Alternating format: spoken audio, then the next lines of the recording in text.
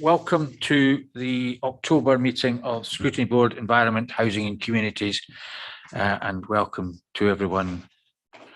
The first thing I want to do is just confirm that, reading my instructions here, everybody has been recommended to use lateral flow tests prior to attending the meeting today, in case they've been listening to the government's conference last night. The rooms have been set out to maximise ventilation and it's measuring CO2, but the reason we're not opening the windows is because that has an effect on the measuring capacity, I am told. But and also I'm all advised that at city centre plans the other day, one of the windows either smashed or fell in, or as a result of it. You know, it's all sorts of peculiarities. But anyway, this meeting is being webcast and a link has been publicised. So what I'd like everybody to do is just basically introduce themselves. So we'll go around the table.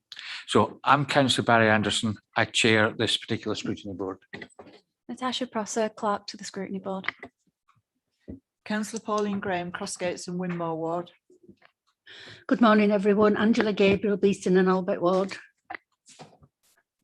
Good morning, Councillor Morel Mitchell, Kippax and Methley Ward. Good morning, Councillor Denise Reagan, Berman, Totton, Richmond Hill. Good morning, everybody. Councillor Kevin Ritchie, Bramley and Stanley Ward. Good morning, Councillor Rebecca Charwood, Moortown and Meanwood Ward. Yeah, good morning, everyone. Javed Akhtar, Councillor for London Woodhouse and City Centre. Good morning, everybody. Councillor Neil Walshaw, Headingley and Hyde Park Ward, Chair, Climate Emergency Advisory Committee.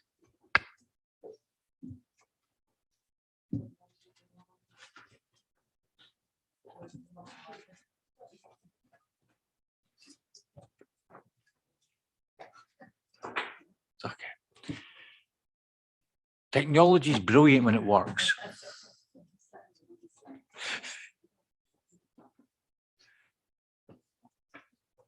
Thank you. Good morning, everyone. Naheem Ruhi Khan, Head of Strategy and Investment, Housing Leeds. Welcome. Good morning, Adam Crampton, Head of Property Management, Housing Leeds. Good morning, everyone. Gerard Tinsdale, Chief Officer, Housing. Good morning, everyone. Councillor Trish Smith, Pudgy Ward. Good morning, Councillor Dawn Collins, Horsforth Ward. Good morning, Anne Blackburn, Family and Wortley Ward. Becky Atherton, Principal Scrutiny Advisor. Right, thank you very much. All right, any appeals? There's no appeals, Chair. Any exclusions of the public? There's no exempt items. Any late items? There's no formal late items. However, the minutes of the previous meeting were circulated to members. Thank you. Any declarations of interest? I see none, but if something occurs to you when the meeting starts, it's fine to declare it at that point. And in terms of apologies? Apologies from Councillor Howley this morning. Thank you. And we also have apologies from John Gittus, who is the chair of the Council's Tenant Scrutiny Board, from Councillor Sharp, who is a member of the Police and Crime Panel, from James Rogers, and also Councillor Deborah Cooper, who is ill at the moment. Yes. Chair, Councillor Brooks wasn't feeling well last couple of days ago, so I assumed she won't be attending. So apologies from Councillor Brooks. We'll formally record our apologies in that case. Right, item 6. The minutes. Are we happy to formally approve the minutes? The only update I've got is minute 9. I did attend the Strategy and Resources Scrutiny Board the other day to look into the terms of reference for the joint review that we're carrying out, and more will be advised to members as and when we are meeting. All right, now the next item was meant to be the Deputy Mayor for Crime and Policing, who is still coming, but in order to keep the meeting moving along, I accept Councillor Rafiq's not here. but we'll move on to item 8. We will move on to item 8, which is the report on housing activity update. Is Mandy still meant to be coming? I accept that she probably thought she didn't need to come as early as this. No, Mandy's not coming to this meeting, but I'm happy to go through. Right, that's fine. if That's that's fine. So okay. we'll proceed with this, right? So is there anything, Gerard, that you want to bring specifically to the board's attention, or are you happy just to take questions on the report? I'm happy to give a brief overview of the Housing Fine. Activity Council and then take questions if that's okay. So good morning, everybody. I think the first thing when you look through the report is rent collection, and on the whole, as a service, we've still been performing extremely strong. That is up to the first quarter of this year, and you'll note in the paper that we improved by around 1.5%. I need to just share that I think that as we progress throughout the year, that is going to be a more challenging area of work for us. We're seeing the end of furlough, we're seeing the issue with the £20 reduction in universal credit, and I suspect that's going to create more challenges for us. But we're working with our tenants and we'll continue to do that. And you'll also note in the report that we've now got around 16,000 of our tenants that have moved on to universal credit. That can cause other challenges for us as well, and that a lot of those people that were on legacy benefits before they moved over to universal credit, their rent would have been paid direct out of that, whereas now they need to pay it, and if they don't, we need to take action to bring that money in. So it's just really sharing with the panel that we think this year is going to, the rest of this year is going to be a challenge for us around collection, but we're hoping that we can maintain levels at least 96%. The next bit of the paper on tenancy management, we've now been able to move away from the remote service that we provided, which was very much talking to people over the telephone and writing to people. We've now picked up that face-to-face service. We've got a lot more of the staff out on the estates now, going around carrying out walkabouts and actually crossing the threshold into people's properties and talking to them. And you'll just note in the report that we carried out about 237 walkabouts just in Q1 to give you an assurance that that work is now happening. As annual tenancy contact programme, that's changed from the annual home visits that we used to do previously. We've started that. The figures refer in the pack to about 2% completed in the first quarter. That's 2% of those that we said we would continue to do via face-to-face rather than over telephone or by other means. And we're expecting that to increase considerably before the end of the calendar year. Responsive repairs, as is noted in the paper, we're continuing to reduce the backlog that we've got. At its peak, we had a backlog of just over 20,000. We've reduced that now to just under 9,000, but we still have some challenges. And the main challenges there, which are covered in the paper, is around the supply chain and the ability for us to get materials to carry out works. There's also a challenge around the labour force as well, and getting tradespeople in to repair our properties. So we do have an action plan in place. We're working through that with our contractors, and our goal at this moment in time is to have that backlog reduced down to similar levels pre-pandemic by the end of the financial year, so by the end of March next year.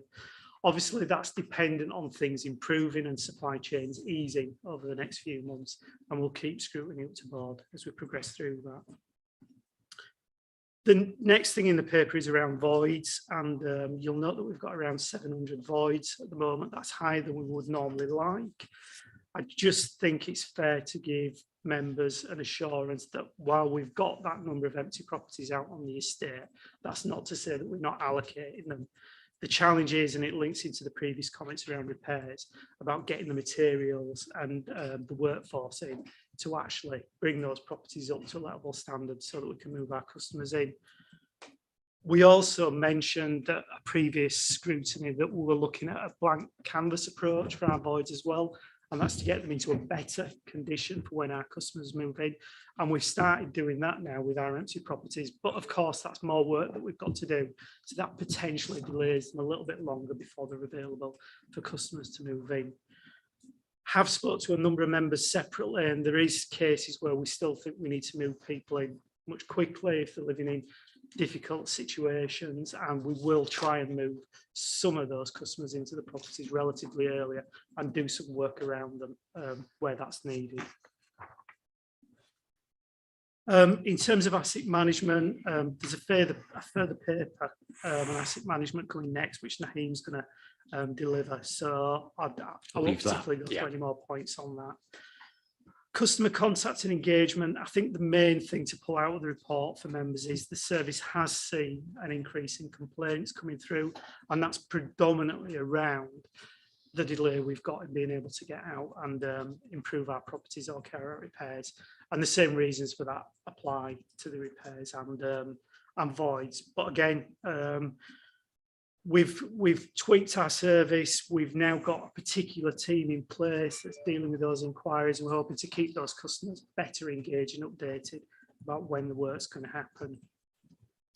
For retirement life, we've now remobilised that service. We've now got staff going in and speaking to our elderly customers on a regular basis. We've also opened up the communal rooms as well.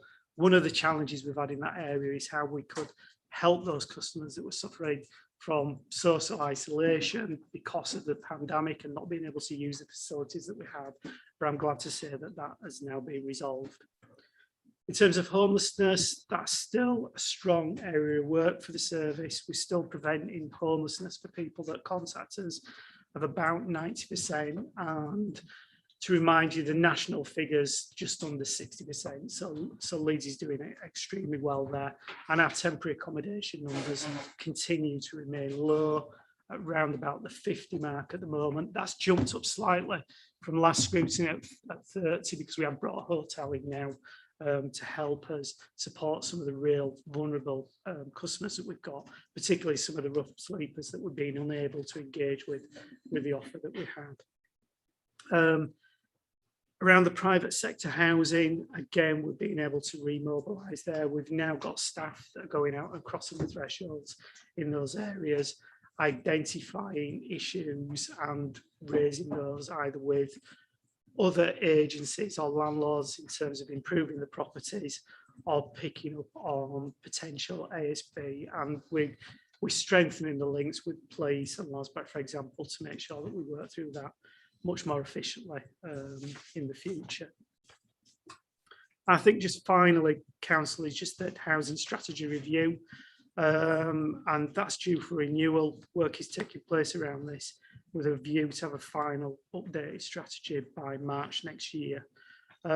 Consultation is continuing, and a paper is going to be brought to the next scrutiny panel in November. Mandy Sawyer will be delivering that. And then I know we're looking at setting up some workshops very early in the new year. And they're covering the main themes around climate, older people and homelessness. So that's just teasing out some of the things that are in the report there, but we're happy to take any questions. And just to update on the housing strategy review, whilst at the housing board, I volunteered us to do some scrutiny of the strategy. So that will be coming probably around about February to us, the final. After the consultation has been concluded, we will then be bringing it back to a workshop, more details on that as we come along. So let's just have a look at the paper again. So has anybody got any questions on the tenancy management section? No. The responsive repairs side of things. Yes, Councillor Midgley. Thank you, Chair. It was just around the delays, because I've had a few residents complaining that they're not being updated on delays, and I wondered if there was a process in place that obviously a lot of the delays are beyond your control, but is that being fed back to residents? Because from some of the complaints I've had, it isn't. So I don't know whether, excuse me, there's actual policy in place that you do that and let residents know that you were scheduled to have repairs done on this date, but unfortunately it's being delayed, and just letting them know that. Thank you. Yeah, thanks, councillor. Yeah, we do have a kind of global communication strategy in place. So we're updating residents kind of generally speaking on a regular basis through the usual means of on the website, and obviously where we have email addresses, etc., etc. We are also very much attempting to contact customers on an individual basis where repairs are outstanding. And I think that's the area that we are experiencing the most challenge with. We're extremely mindful of the fact that the communications is a vital element to keeping customers kind of on board with our strategy and understanding the challenges that we're facing. We have kind of consistently tried to ask customers to be patient with us, and we will get to you, but kind of our part of the deal is making sure that customers are kept informed. So the numbers are proving a challenge as far as that is concerned, and obviously we're not able to contact customers by telephone in all circumstances, but we do recognise that in all cases it's not happening, but we're very much trying to do that on a individual customer basis. If there are any specific examples, I'd be delighted for you to send them across to me, and we'll look at those. But yeah, that is part of the strategy. Okay. Can I just come back again. Yeah. Thank you. Yeah, the particular residents that have been in contact are older residents, and I think obviously for them a phone call or a letter probably would be the best form of communication.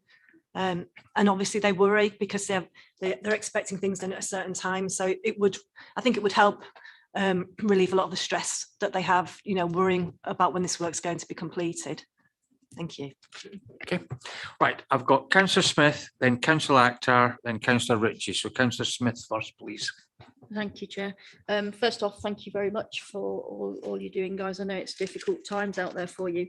I've got a couple of points. So the first one, I understand there's been an upgrade to your systems, and a lot of the old repairs have dropped off. And again, it comes down to a communication piece where the resident doesn't know that their repair has dropped off, so they don't know to re-report it, and that's leading to frustrations. So if we could possibly look into that and maybe think about how that's going to work, that would be great. The other thing is, I know that I've been dealing with you separately on a couple of particular cases, and that's really coming down to issues with MEAs, I believe. Now, I know that we've got a new contract with them. I know that the T's and C's there are more stringent, and that we're hopeful that that will pull things back into a more manageable line. However, that's causing a lot of pain. So I really do think that they need to make sure that they turn up, they do what they say they're going to do, and in as many cases as is at all possible, they get it right first time. So I've had several conversations with my residents in particular where they've turned up, had a look, and gone away. I haven't got the right job, haven't got the right piece of equipment, haven't got, and it's a nonsense if the resident's taken time off work or whatever to wait in for them. So I'd like you to kind of take that away as well, if I may, please. Thank you. Thank you, councillor. Yeah, on the first point around the new systems, just I guess for some reassurance, all the outstanding repairs that were on the old system were migrated across, so absolutely nothing has been lost as far as the old into the new. Again, there may be some exceptions to that, but I would very much hope that they are by exception. All the data was migrated across at a point in time, so nothing was lost at that point in time. We did have a 2-week crossover period, but everything was recorded outside of the system during that period and should now have been entered into the system. So certainly in the vast majority of cases, I can confidently say that data was migrated across. Obviously, we had spoken on a number of individual cases around MEAs, but I will kind of talk more generally. Obviously, the new contract with MEAs went live on the 1st of October of this year, and we are in that mobilisation phase with the new contract. as I'm kind of using every opportunity to say, that's not a continuation of the arrangements that have been certainly in the west of the city and obviously previously in the south as well for the last 11 years. It's very much a new contract, a new set of expectations, new set of specifications, KPIs, how we handle complaints, for example. We've also introduced the National Housing Federation schedules of rates.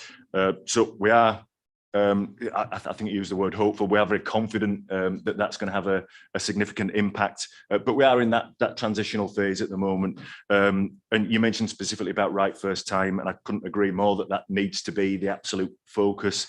We're not necessarily interested in that being a tick in a box. It needs to be about an outcome for a customer, not making a spreadsheet look good, but an outcome for the customer. And that focus on outcomes is absolutely critical to us, and a massive focus for us, not obviously just in with the mayor's contract, but across the city when it comes to things like repairs, but also about customer contacts as well, with the introduction of our intervention team. So I wholeheartedly agree around the first time, and I am extremely confident that we are going to see those improvements. Okay, right. I've got Councillor Akhtar, Councillor Ritchie, then Councillor Blackburn. So Councillor Akhtar. Yeah, Chair, thank you. Let me also declare an interest on this particular matter. But just to pick up from your point, I mean, surely if there are backlogs and which we were expecting, and I'm not blaming people like yourself, but my main concern is the contractors. They should have been more prepared. And even though some of the things that we pick up in our neck of the wood is that, you know, the dump issue, for example, takes good long time before someone turns up. They come around, they have a look at it, and they disappear and nothing happens. And then it's the feedback from the contractor is more important. And it's frustrating for yourself, for us as elected members.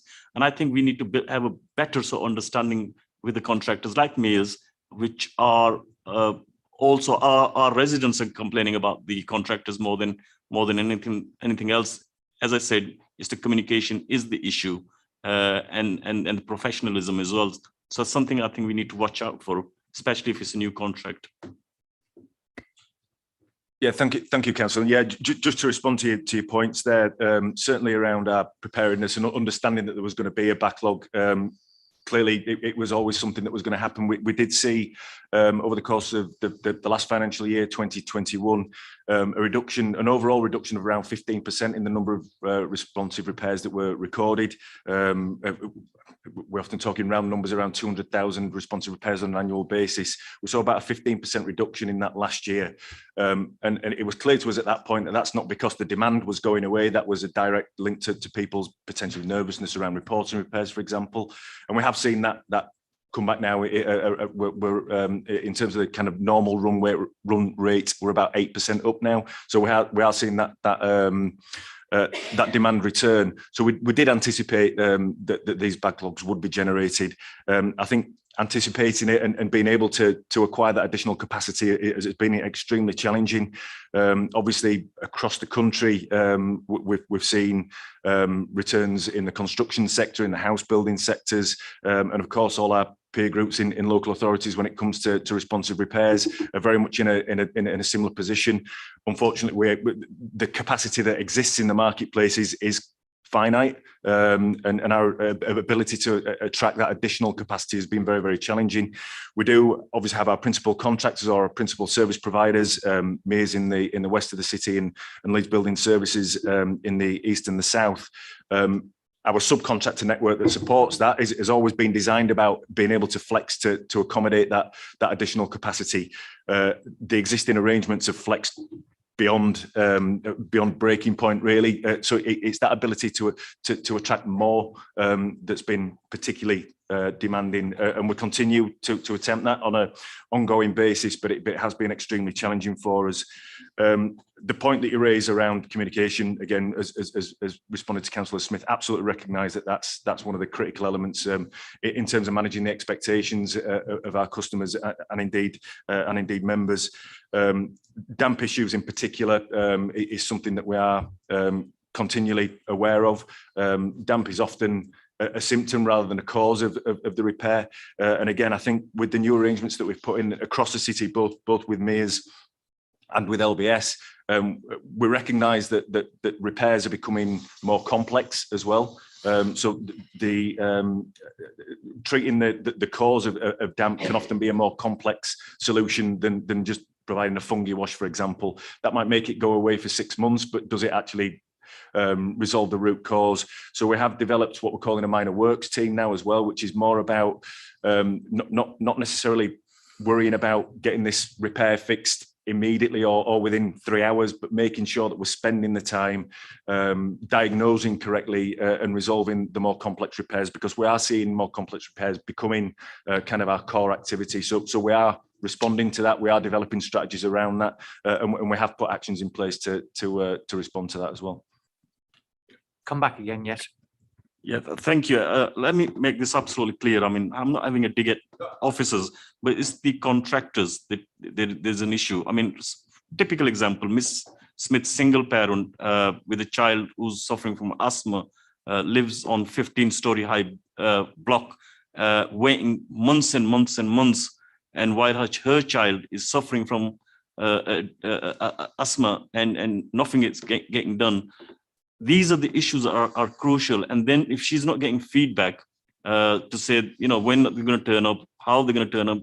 And these are the issues that I think we need to address. Just on a final note, how long will it take roughly before the 9,000 backlog of jobs which are waiting to be addressed? Because those 9,000 could have been someone, could be a vulnerable person in our community. So I think it's important to know, when will you be able to convince the contractors? And I absolutely understand about the supply chain. It's not only this particular side, but everyone is having similar sort of problem. But I think we need to look at those merits. And as I said, there are many people who are vulnerable at the moment in our communities that we need to take care of. Absolutely, Councillor. And I would just like to emphasise that the backlog of repairs is what we are kind of deeming non-essential repairs. Now, we're quite deliberately quite loose with what our definition of essential means. So it's not emergencies only, it's not emergencies priorities only. We do look at a number of variables that can make us allow us to assess whether a repair is essential or not. And indeed, any potential vulnerabilities of the customer is one of those variables that we do look at. So the backlog is around what we are deeming non-essential repairs. At the moment, we are projecting that it will take us to the first week in April for us to clear that backlog. But I would just like to caveat that with, obviously, as we head into the winter period, we're not sure what's going to happen with COVID rates in the city, for example, or indeed nationally. And that could have an impact on potentially if restrictions are reintroduced. So our current projections are the 1st of April, but there are some variables that we do need to consider around that. Okay, thank you. Right, Councillor Ritchie, then Councillor Blackburn. Thank you. My question's on damp as well. You provided some assurance there about how you're going to deal with it with the minor works team, but just wondered if you had any idea of a proportion of properties we have with chronic damp issues, and if there's any property types that are related to it. And then added to that, it does make us vulnerable to these disrepair claims. So do we keep an eye on those as well and make sure we're being proactive on damp? Because a lot of constituents' feedback, it's been ongoing for a number of years, the damp, and they're told it's behavioural issues, you know, not opening windows, and it doesn't seem to solve it when they tell us that they're putting in following that advice. Yeah, thanks, Councillor Ritchie. Yeah, around I guess around the trend analysis, it is something that we do an awful lot of work on. I think it's fair to say that when we're looking at areas where damp is a particular issue, it tends to be on our traditional brick properties and pre-1919 properties. So things like the back-to-backs in the city, but particularly around the traditional brick properties. I guess the difficulty is that the traditional brick properties account for around about 60% of the total of the stock in the city. So although we are, and I'm sure Naheem will be able to update better, we do have a number of strategies in place, investment strategies in place, particularly on the back-to-backs, the TIB investment schemes, for example. The scale of it means that it's going to take quite some time for us to get around all these properties. I think there's about 34,000 traditional brick properties for which we're responsible in the city. So we do have that trend analysis in place, and the work that between my team and Naheem's team to make sure that we're identifying that trend and then developing investment strategies to link the two together is absolutely critical for us. And of course, that links into the disrepair claims that we do see as well, and making sure that we are linking the dots between the causation of disrepair claims, what that means in terms of behaviour for ourselves. I don't mean necessarily of the tenants, the behaviours of ourselves and where we need to improve to avoid those claims moving forward, but equally how we can transition from that being a reactive thing for us into proactive investment strategies and preventative strategies rather than reacting when they do come in. I would like to just pick up on the point that you made around kind of advice about it being behavioural, the creation of damp in properties. There is a small proportion where that is the case, but I think we do recognise that that is a very small proportion. In the vast majority of cases, we are looking at potentially structural defects, be it rainwater goods or drainage issues, for example. So although that does exist, it is a very small proportion, and I think it is more to do with the structure of the properties in most cases. Okay, thank you. Councillor Blackburn. Yes, thank you, Chair. First of all, I'd just like to also add that I'm not happy with Mears. I appreciate what you say, that they've only started this new contract, but I'll wait and see if it makes any difference. I know there's cases where they're supposed to turn up and then suddenly say, no, we can't, and put it forward another 2 weeks. And I just get the feeling that they just don't really, I won't say don't care, but they don't seem to bother about the fact that they're messing people about when they do that. So people then are saying, well, will they turn up in 2 weeks or whatever to do this? You can't rely on them actually coming and carrying out a job. They either come and then can't carry out the job, or they say, no, we're coming in 2 weeks' time. They don't seem to be able to go, like if you and I, you know, obviously pay for somebody to come to do a repair, that they come that day and they do it. With me, as more often than not, that's not the case. I then want to go on to something different, really, when I notice in the report about lettings times and the amount of time you're taking now, 78.8 days, isn't it? Yes, 77.8 days to let a property. I just think that's far too long, far too long. I mean, you know, you've got loads of people putting in for every property, because let's be honest, not that many come up anyway. People hold on to them. Even if they're overcrowded, they hold on to them, because getting a council house these days is like getting gold, really, isn't it? Finding gold. So I think that definitely wants to be looked at. It shouldn't be that long.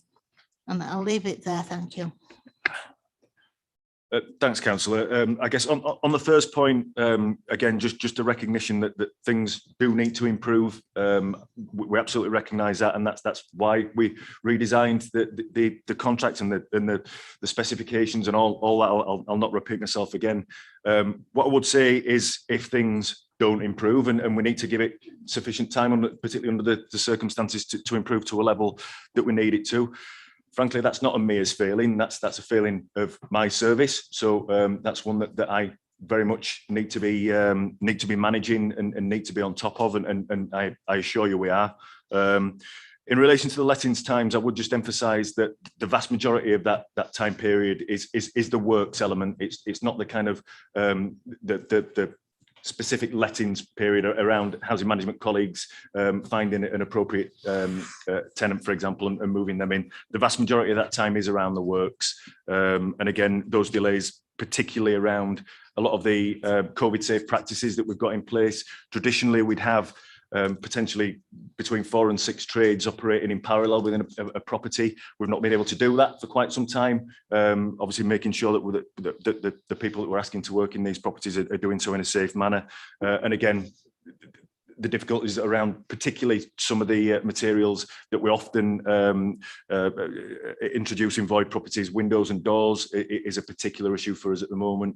Kitchens are a particular issue for us at the moment. And while we are looking at our specifications and looking for opportunities to fit alternative products to those that we normally would, we are finding the majority of cases with kitchens, for example, the material shortages around chipboard. It's not about Symphony kitchens, for example, it's about the chipboard, the raw materials that are used. So while we are looking for alternatives to accelerate those programs, again, there are challenges associated with a number of areas around there. But yeah, just to emphasise, the lettings element is I think I'm right in saying Jez has recovered to pre-COVID levels for the timescales. It is the works element that's massively contributing to those extended timescales.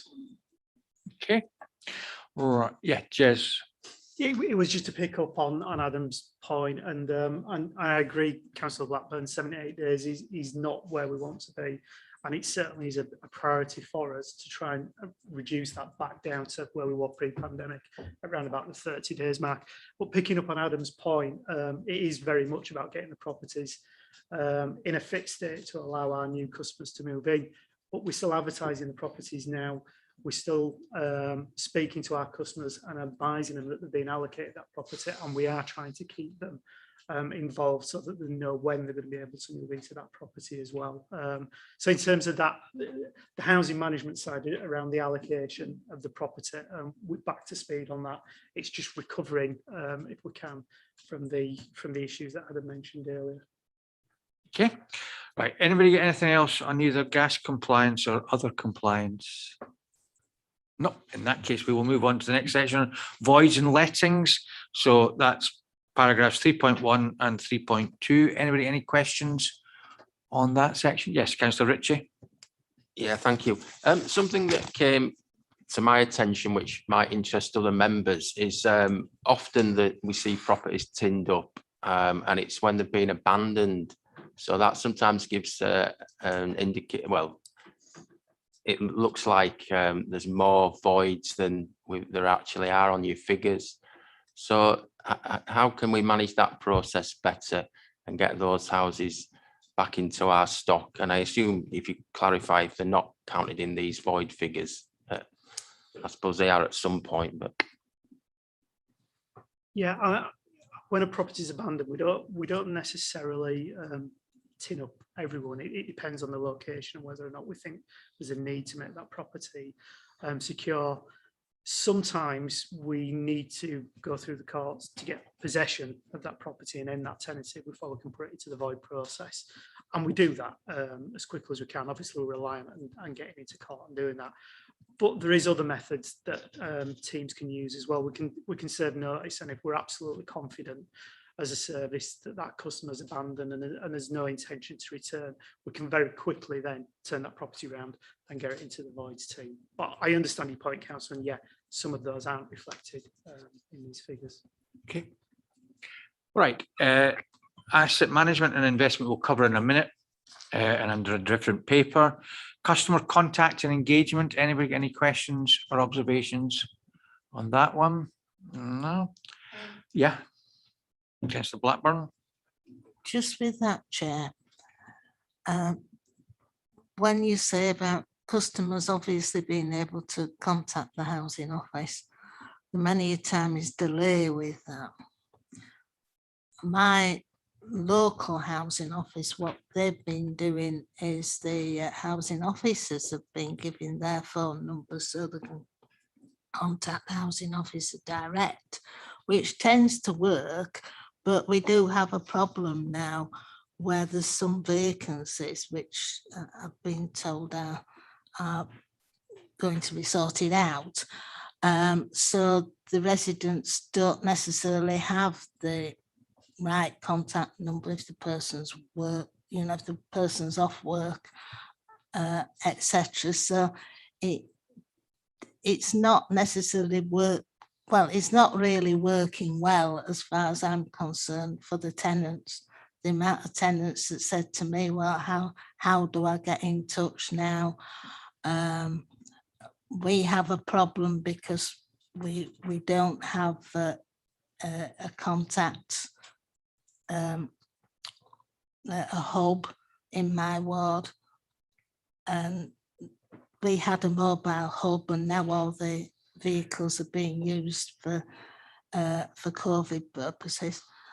So there is a problem there. Things could be a lot better between, as far as tenants contacting their housing representatives, or just to get in touch, basically. Many a time it's very difficult. Yeah. Jez, do you want to? Thank you, Chair. Yeah, I mean, the primary point of contact for our customers is through the contact centre, council, but it's great to hear that a number of our housing officers are sharing the mobile phones. I think that provides an enhanced service for them. But we have had a challenge over the last 12 months with vacancies right across our service, and we've been working hard to fill those. We're at a point now where we're getting close to normal operating levels again, and I can certainly get the team to get in touch with you and give you an update on which housing officers are covering which areas in your ward. Thank you. Thank you. Right. Anything on retirement life or adaptations? Homeless and housing options? Councillor Collins. I was just curious, really, the homeless people in our city at the moment, are they people from our city who've been displaced and have to live outside now, or have we seen people migrating into the city? I'm just trying to understand the background to the problem. Gerard. I mean, people approach us because the homeless are threatened with homelessness for a variety of reasons. It could be the physically homeless, councillor, and they've lost access to the property they were living in, or it might be there's a threat of homelessness and we deal with them in the same way. You should have a local connection to the area, to the council that you're approaching if you're threatened with or homeless. But from time to time, we will get cases where people come from outside of Leeds approaching us. It could be because they're fleeing domestic violence, for example, and we'd have a look at that case, and we will try and be sympathetic where we can, and if we need to help them within our city, then we'll look to do that. The numbers are very, very small, but just we do occasionally look at helping people from outside of the city too. Okay, thank you. Right, anything under private sector regulation? Yes, Councillor Collins. Thank you. Enforcement on these landlords that don't have their licence, how robust are we going to be? Because other areas, other departments where there's enforcement don't seem to have the capacity to be robust. So can you just talk me through how long you think these, where have you got? You've found evidence against 147 and 109 have had a civil penalty. What sort of timescales are we looking at before this escalates?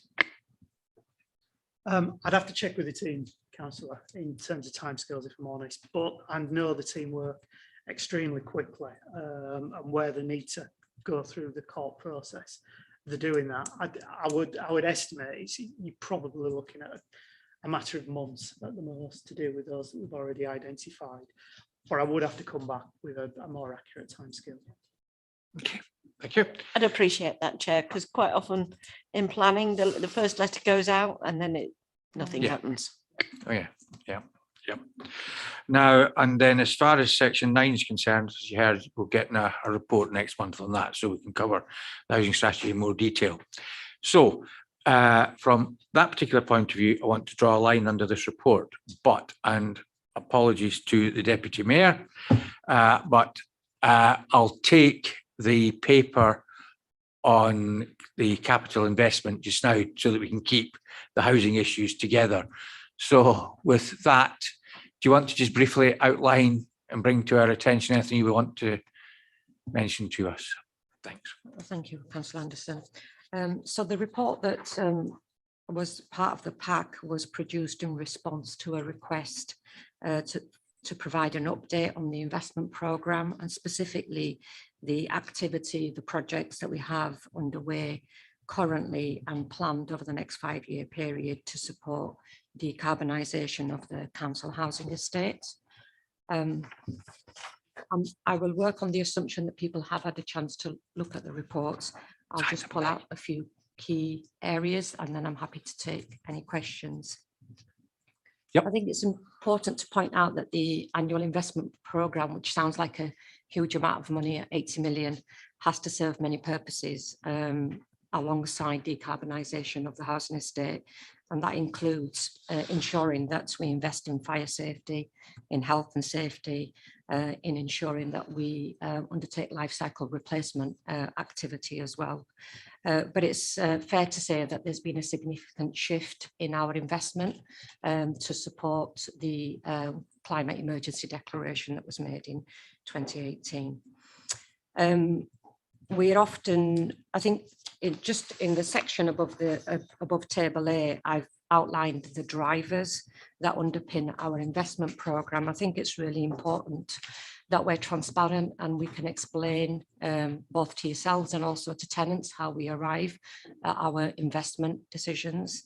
And they are driven by a number of key considerations. First of all, we have a worst first approach, so we will invest in the stock that needs it the most, where need is the greatest. And one of those considerations is around the current energy performance rating of those buildings. So energy performance rating can be anything from A to G, and so we will focus our investment on the lowest performing properties. We also consider where we can hand in hand undertake health and safety work at the same time as improving the thermal efficiency of a building.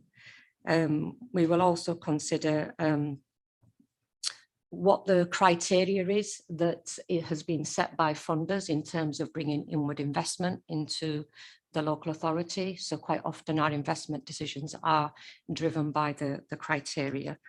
And we'll also consider whether the properties are in priority neighbourhoods, and so where do tenants need the investment the most. The table at 1.1 sets out some of the projects that we have underway, including the status of those projects. So you can see the ones that we've completed, the ones that are on site, some that are in pipeline and in the planning phase, which is where we're undertaking some preliminary works and perhaps undertaking some provisional design activity. And then on page 3, we were specifically asked to bring in some details around the investment that we have in our high-rise buildings. It would be fair to say that over the last 5 to 10 year period, we have probably invested less in our high-rise buildings than we could have done, but that's because there were other priorities. And so over the next 5-year period, we will definitely be investing more in the high-rise buildings. And you can see some of that outlined in table B. The total value of that investment in table B over the 5-year period is just over 100 million. The decarbonisation projects, which are set out in the 2 pie charts on below table B, just set out the shift between the completed schemes and future schemes. And you can see there that the table C, the investment there was at 29 million. So when we say that we had 12% activity in ground source heat pumps, that was 12% of 29 million. And just to illustrate the shift in the level of investment that's been focused on decarbonisation, the future schemes pie chart, which is pie chart D, that's 104 million in investment. So it just occurred to me this morning that if you look at it at face value, it looks like, for example, that the shift in ground source heat pump investment has just moved from 12% to 18%, but actually it's 18% of a much bigger programme of activity. And the carbon savings outlined at the bottom there, which I know is important, is just over 12 million tonnes already, 12,000 tonnes already achieved, and then we've got an additional 13,000 tonnes on top of that. Overleaf on 1.3, there's some more information about the funding that's coming in to support housing decarbonisation projects, and we work very closely with Polly Cook's team to bring that investment into the local authority and to benefit our tenants. And there's reference in 1.32 to a bid that went in last week, which was for wave 1 of the Social Housing Decarbonisation Fund. And we have put a bid in for 9.5 million. That's in addition to the funding that's already come in. I'm happy to take any questions at this stage, I think, rather than talking through any more of the report. So Councillor Brooks first and then Councillor Collins. Thank you, Chair, and my apologies for being late earlier. We thought you were ill. Yeah, well, I have been ill, but yeah, a fair guess. Sorry about that, Chair. I've seen that there's a little bit of work been done already about the air heat pumps. That I've heard and read that they're a bit more expensive to run. So I was just wondering if you've got any information and sort of data about what the running costs are in comparison to other, well, like the more traditional heating systems, and then well, any of the other things. What we've got the district heating and ground source and things like that, haven't we? So I was just wondering if you've got a breakdown in running costs per household, please. Before you answer the question, Councillor Rafiq, do you want to, in case you need to intervene, because we're talking about the housing side of things, do you want to introduce to anyone who's watching outside of this building who you are? Yes, thanks, Chair. Councillor Mohammed Rafiq, I'm the Exec Board Member for Environment and Housing.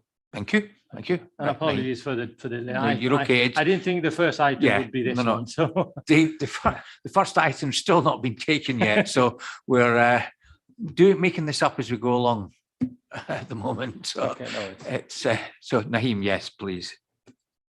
Thank you for the question. I have a team that have a lot more detail on the actual technical side of the technology that we install, and also on the impact in terms of running costs. I've got some high level figures. I don't know if it will necessarily answer your question, but if there's anything further that you want to, we can then make sure we get that through to you.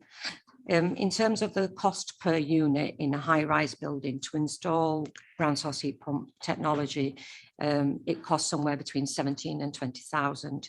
And the running costs are the lowest for tenants. In terms of air source heat pumps in a high-rise building, the installation cost is higher, between 21 and 25k, and the running costs are the highest for tenants. So there is within a high-rise building, it makes more sense to install ground source heat pump technology. In a non-high-rise building, the air source heat pumps can be comparable to ground source heat pumps in terms of the running costs. So we will look at the asset type before we decide what type of technology to put in, and we will consider what the impact is on tenants.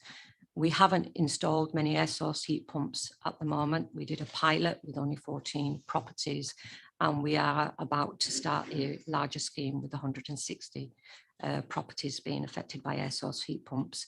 But it's fair to say that at the moment, the thrust of our investment has been in high-rise buildings, and it has been in ground source heat pump technology, and it has been very well received by tenants who are saying that there's been a significant improvement or a reduction in their utility bills, and also in the thermal comfort that they're experiencing. Okay. Thank you. That's really good news. Thank you. Councillor Collins, then Councillor Blackburn. Thank you. Thank you. I'm getting me meet you in person today. I totally agree 100% with worst first. But there's nothing in my ward here, and I'm just curious as to whether there's some way you can send councillors reports on what the assessment of their ward properties shows. So, you know, if you have looked at lots of different properties that aren't on the list, it'd be useful to know where they actually stand with regards to refurbishment and carbon usage and things like that. So that's just a request from me, really, please, to get that information. Yes, there's quite a lot of detailed work that goes on in the background, and in terms of the team that manage the data that comes in, there are many different types of data that we look at, including stock conditions data, both collected internally by my team and also commissioned and brought in externally from specialists, depending on you know, on the asset. Sometimes we need to bring in specialists. We very much are driven by the condition of the property, but as I said earlier, we will also consider whether the asset sits in a priority neighbourhood area. On the rare occasion that we have a choice between two, say two properties or two schemes in two different wards, we will also, and if everything else is equal, we will also consider where has the spread of investment been in the past, and how can we try and have an even hand as possible so that we're spreading our investment across the city. So it is one of the considerations, but in truth, the data driven, the property, the condition of the property and whether or not it's a priority neighbourhood is kind of up there in the first few questions that we ask as part of the consideration process. Come back again, yeah. So I'm thinking of the St James's in my ward, that no work has been done on those for years. So are you saying that because they haven't flagged up as being in poor repair, you won't have assessed them? Or is there somewhere where you can give me information about what the assessment says? So one of the considerations is around whether what the repairs data tells us, but stock conditions data is collected proactively, so it's not reactive. We don't go out to just where there's a problem. So we're gathering data about the condition of our assets all the time, including what the EPC rating is. So what's the thermal efficiency of the building? So it's not just a reactive process in terms of has something gone wrong. But more than happy to share with you what the considerations are that we make and how we arrive at the ranking. I'll get in touch separately. Thank you. Thank you. Okay, right, I've got Councillor Blackburn and then Councillor Smith. Yes, thank you, Chair.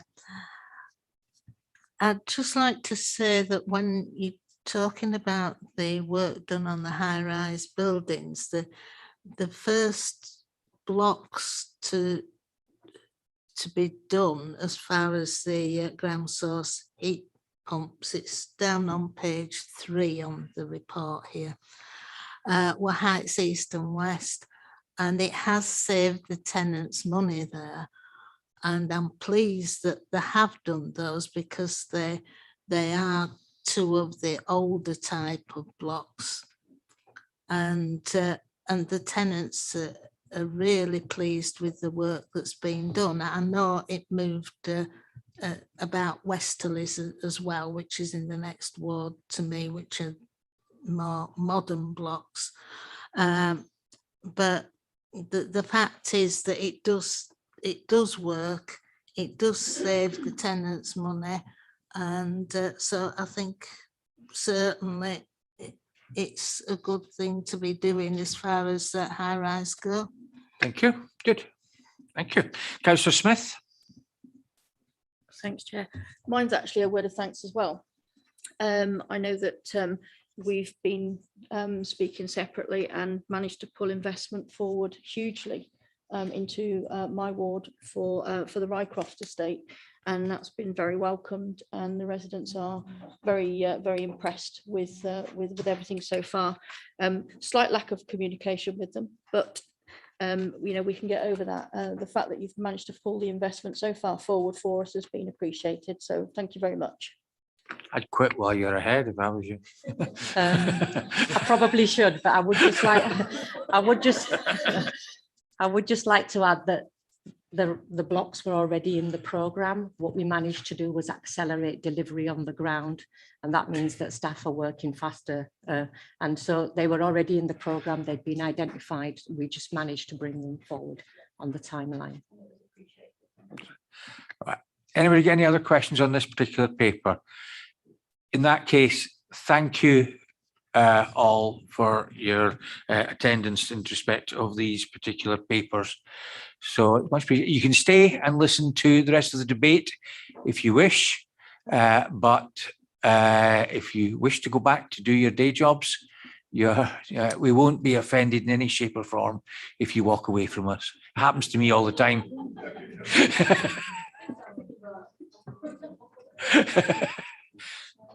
I apologise, Councillor Rafiq, because when when the meeting started, unfortunately the Deputy Mayor wasn't present, so I had to bring forward another agenda item in order to keep the meeting going along. So I do apologise, but it was where the quality of the reports we had before us meant that there were questions, but because they were of such high quality, it meant that members did have the information they needed in order to move forward. So it's probably thanks to your department for the quality of the information that they have provided today. Okay, so we go back now to item 7, and I keep referring to her as Councillor Lowe because that was the only way I knew Alison in the past. But welcome to Alison Lowe in her role as Deputy Mayor for Crime and Policing. And I'll ask you to introduce yourself in a minute, and also Mr. Money. So if Mr. Money could introduce himself first, I will then hand over to Alison. Yeah, hi everybody, it's Paul Money and I'm the Chief Officer in the Safer, Stronger Communities team. One of the key things we're delivering in that team is the community safety strategy. Thank you. Right, Alison, if you want to introduce yourself and then give some headlines, and then we'll go into a question and answer session. Yeah, my name's Alison Lowe, as many of you know, and I'm the Deputy Mayor for Policing and Crime. Can I apologise for being late? I was in a meeting from 8:30 to 10 o'clock and I was told to get here for 11 by the office, so I shall have words. There's obviously been a misunderstanding, but I do apologise that you were made to wait for me. So I understand that we're here to talk about the Police and Crime Plan, which is brilliant because we need as much engagement as possible. We want both councillors and the people that you represent to take part in the consultation process, which has been extended till the 29th of October.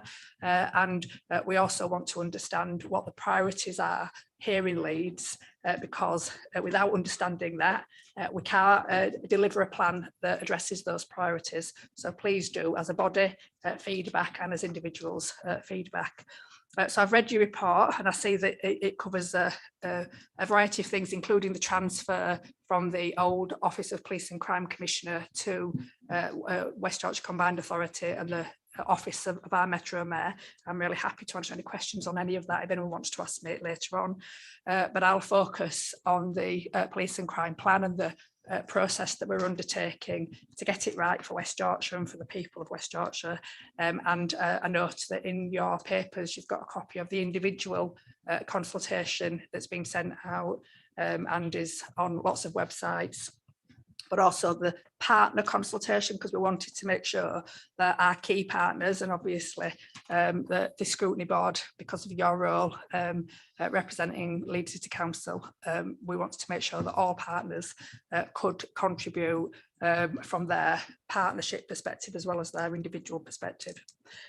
But I'll just go through the key bits of the plan. So currently our vision is keeping West Yorkshire safe and feeling safe, but we've just had a session with the partnership executive group and we're looking to change that, because that's Mark's old vision statement and obviously our mayor wants to have her vision statement. So we're not quite there yet. I can't unveil it yet, but we had a meeting last week, 4 hours of coming together with a variety of partners, and Paul was there, and hopefully our vision statement will speak to the people of West Yorkshire and we'll be able to deliver against that statement. So we have 4 priorities contained within the consultation document, and they are supporting victims and witnesses, keeping people safe and building resilience, safer places and thriving communities, and then finally responding to multiple and complex needs.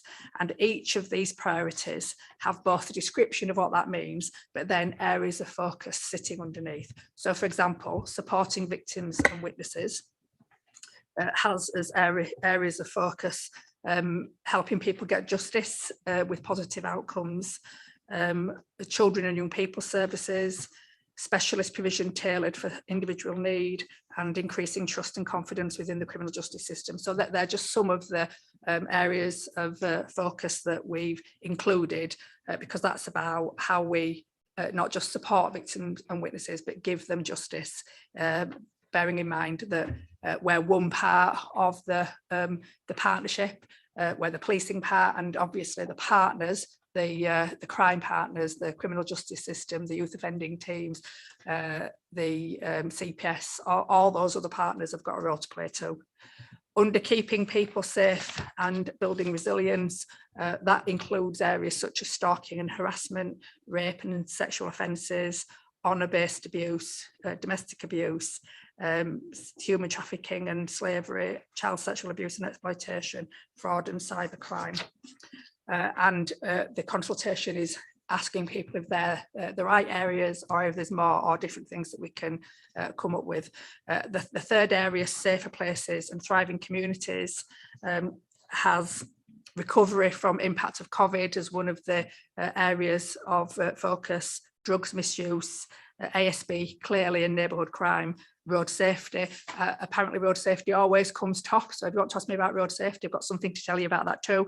It includes countering terrorism, serious and organised crime, serious violence, amongst others.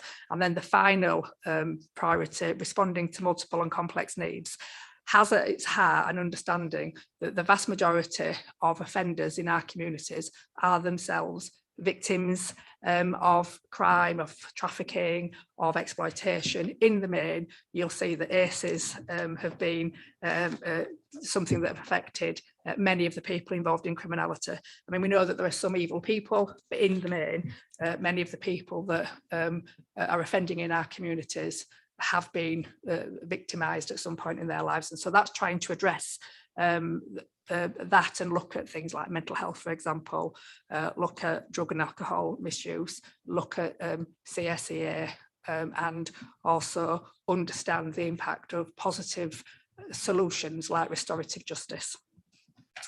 As well as the priorities, we've got 3 cross-cutting things, which I know is in the report. Women and girls, which is obviously something that the Mayor campaigned on as part of her election. Equality, diversity and inclusion. West Yorkshire is incredibly diverse and Leeds is incredibly diverse, and we don't want to lose the assets that that diversity brings to the communities that we serve and to the opportunities for creating solutions for those communities. And then the third area is early intervention and prevention. And we want to really work across all our partners to ensure that we're upstream, ensuring that we're dealing with issues before they become problems for us in our communities. And that's definitely in line with the philosophy here at Leeds City Council, which I obviously know about firsthand. So I'm really happy to answer any questions about the areas of focus in the plan. The timetable is that the consultation process is open till the 29th of October. We wanted to make sure that as many people and interested groups as possible were able to feedback. We've had thousands of people completing the form in different forms, so that's brilliant. The consultation document is printed in 5 main languages, but you can ask for it in any language. We've also got an easy read version. You can phone the office and we can complete it over the phone. We can do it in lots and lots of different ways because we really want people to take part and to feel that this is their plan. The draft plan will go to the Police and Crime Panel in December, and we will take their views at that meeting. We have already had a separate meeting with the Police and Crime Panel, first time ever that's been done, as I understand, and hopefully they will sign it off in the main in December, and then it will be agreed before the 1st of April. So that will be the plan that the Mayor has written, but it's the plan that we hold West Yorkshire Police to account. And West Yorkshire Police in the legislation only have to have due regard to the plan, but helpfully the Chief Constable has already indicated that he will rewrite the plan that they have written internally in West Yorkshire Police, because there was a gap of 12 months between Mark leaving and the new Mayor starting, so they wrote their own plan, and he's already committed to changing his plan to meet the requirements of the new Police and Crime Plan, which I think is a great endorsement already of the direction of travel that the plan has got. So I'm really happy to answer any questions you might have about the plan, about policing and crime, about anything else. Thank you. Okay. Who wants to open the batting? Great, Councillor Collins and then Councillor Akhtar. Good morning. Thank you for coming and talking to us today. Very much appreciate it. I'm a bit concerned because my comment is actually going to be a negative one, and yet there's a lot of positive stuff in here. I spoke to one gentleman who was complaining about what the police do and don't do within our ward, and I mentioned this report to him, and he said yes, he'd already gone online and he was going to fill in the consultation, but he decided not to because of the four priorities. Because he said to me, surely the first priority of any police force should be to catch the criminals. Now, from reading the report, I can see that under the victims and witnesses, you're talking about justice, and I assume that's where the catching the criminals comes in. But I'm just wondering how many other people like him might just think the priorities shifted away from catching the criminals by having those four key objectives without actually mentioning anything about catching criminals within there. Yeah, thanks a lot for that. So the statutory responsibility of the Police and Crime Commissioner, which is the body of the Mayor, not me, is that we have got to ensure an efficient and effective police force that reduces crime. So that's the role of the PCC. One of the jobs of the PCC is then to write the plan that will help to deliver that statutory requirement. So I think in the beginning, the introduction to the plan, there might be some statement that refers to obviously better outcomes for people. So it needs to be clear. It's a bit too late now because it has gone out and it has been out since the 1st of September. So helpfully, if you went back to your constituent and tell him that obviously catching the criminals is the #1 priority of West Yorkshire Police, but this is about understanding the priorities, the local priorities of the communities of West Yorkshire. And obviously catching the criminals is #1, because if we don't catch the criminals, then none of this gets delivered. No, I fully understand. I think I did try and explain to him, but because he sort of tried to fill in the consultation and he decided he wasn't going to bother, he felt it was a waste of time. So, yeah, I just thought I'd pass it on. Thanks. Right, I've got Councillor Akhtar, then Councillor Charlwood, and then Councillor Ritchie. Yeah, thank you, Chair, and congratulations to Alison publicly for being appointed as a Deputy Mayor. Just, I mean, what process have you used to circulate this plan to hard-to-reach communities? Being a councillor in this city, and you know how difficult it was to get through to some of the communities that we all represent.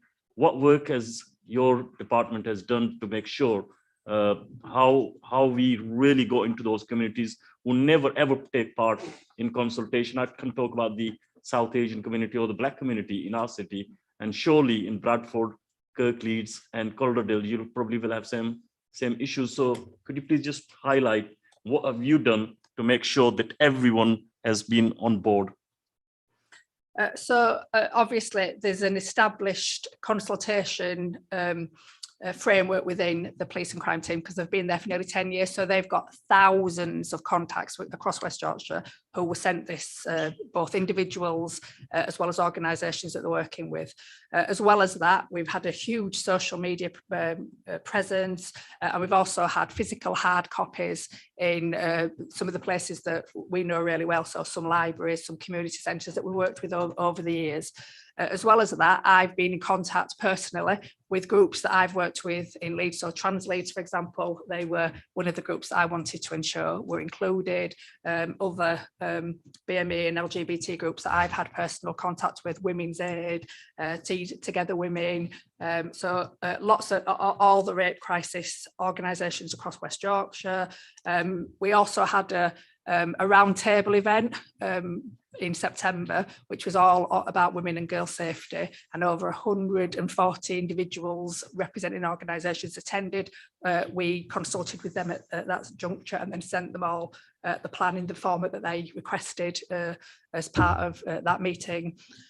We've also got individual days where we're coming to, where I'm coming to all parts of West Yorkshire. So I think I'm in Leeds on the 11th of November because the group consultation ends in the middle of November. So the groups and organisations can still feed back until the middle of November. So I'm coming to Leeds then. I've already been to Bradford, so I've been to lots of different meetings in Bradford. I've been 6 or 7 times to Bradford. I've been to Wakefield. I've got a day in Calderdale and Kirklees booked in. So we're doing face-to-face meetings. We're meeting lots of groups. We're talking to the yachts. We're talking to youth services. We're talking to a very wide range of individuals and groups that we've been involved with for years and years. And I'm talking to you because obviously you've got lots of connections in your constituencies. And I've also asked the Police and Crime Panel similarly to ask people that they work with and represent to also engage those constituents. So it's a really difficult process to be able to include everybody, and that's why that partnership approach is so important. So all the partners that we've been working with for years and years and years, they've all been asked to get that information out to the people that they know. We've offered to print things off, we've offered to post things out, we've offered to do things in different languages and different formats, as long as they've just got to ask us for what they want, and then we'll send those things out. Councillor Akhtar. Chair, the reason I asked this was because I am quite pleased that the mayor and the deputy mayor has put the women and girls on the central point. But my concern is that the BME community, and especially the South Asian community, they don't normally highlight the domestic issues into public, if you can understand. So it's a stigma. The reason I asked this question was what exactly we have done to make sure that we include those communities. There is a still stigma attached. Young girls or the women will not complain because of the shame they will bring to the families. Now, one of the things I would have said that I would have been quite keen to hear that, yes, we have included the faith groups in our city, the imams and the local mosques, because we have one of the biggest gatherings within the Muslim community every Friday, where thousands and thousands of Muslims take part in the prayers. Also, one of the other thing I would suggest, if we can use the Urdu media, for example, the local Asian stations. We got one in Leeds and one in Bradford, and there will be. I would be quite pleased if someone would have listened, a woman or girl who might have been suffering silence, and she would have tuned onto that radio and say, "Wow, the police is doing." Give her the bit of confidence to make sure that we are addressing those. If you can understand, the point I'm trying to make is this. Not only talking to those partners we've already spoken to, but giving the confidence to those victims who are suffering at the moment, give them some sort of voice and the support. And I think the best way to do that is to use not only the social media, which is not accessible to all the communities, but speak to them the language they understand, local radio stations, television channels, etc., etc. And if you need any support, Alison, you know where we are. Deputy Mayor might disappoint me, but I think she'll tell you that she's done all of that. But anyway. Yeah, I've been on IFRA TV. I've been on, I was on 2 days ago it was a national Muslim channel, and I'll find you the name of it. I've been on Bradford Radio. I've been on Leeds Radio. We've also got, as part of that consultation, framework that they've got in the office and engagement team. They've got mosques, temples, churches, so a range of different denominations that are also included. I mean, obviously it's not possible for everyone to be included because it's about people agreeing to have their names held, because we've actually lost 7,000 on the transfer from the OPCC to the new arrangements. We've lost the contacts of 7,000 individuals and groups because they haven't consented to being transferred across. And the other thing I should have said is that because we're now part of West Yorkshire Combined Authority, we've got the consultation out on the buses. So we've used all the consultation mechanisms that West Yorkshire Combined Authority have developed over years and years. That's sent out online, but we've put things out on buses. So we've put the link out on buses and on trains. So the things that WICA have got responsibility for, we've extended our reach using all that mechanism as well. Thank you. Right, I've got Councillor Charwood, then Councillor Ritchie, then Councillor Smith. So Councillor Charwood, please. Thank you, Chair. Hello, Alison. Lovely to see you again. And hi, Paul. So I think I've spoken to you both before about my strongly held views about women's safety, and as a Health and Wellbeing Board sort of chair and the health lead, I was sort of interested in, you know, the managed approach and other issues affecting women from a health point of view and making women safer in general. I think I'm stepping down in May, and I think one thing I just like to reflect on is over the last 11 years I've been here, it feels like women's safety has got worse, not better.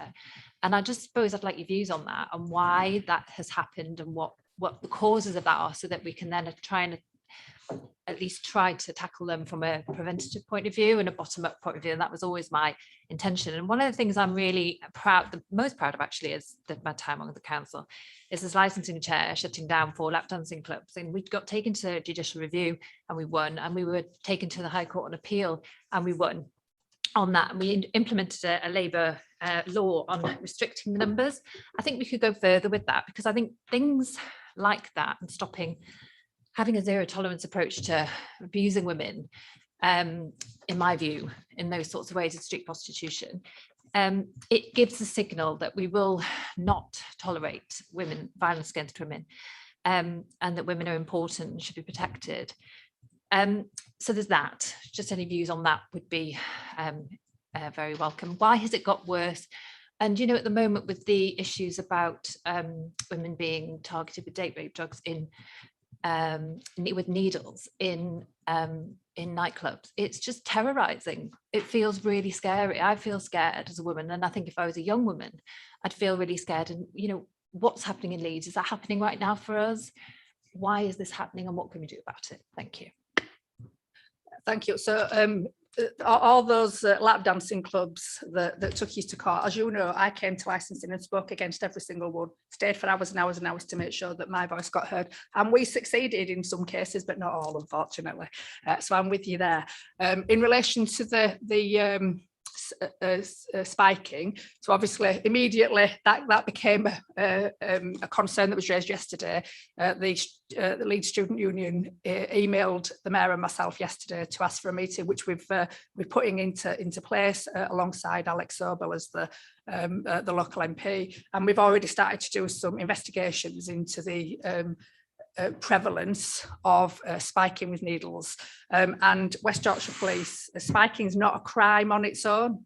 Paul will confirm that so it's really hard to do it, but what they've done is they've done a search of all the database where needles have been used. There's only one case in a non-domestic setting, and there's only one case that's been recorded on the systems in Leeds in the last 3 years.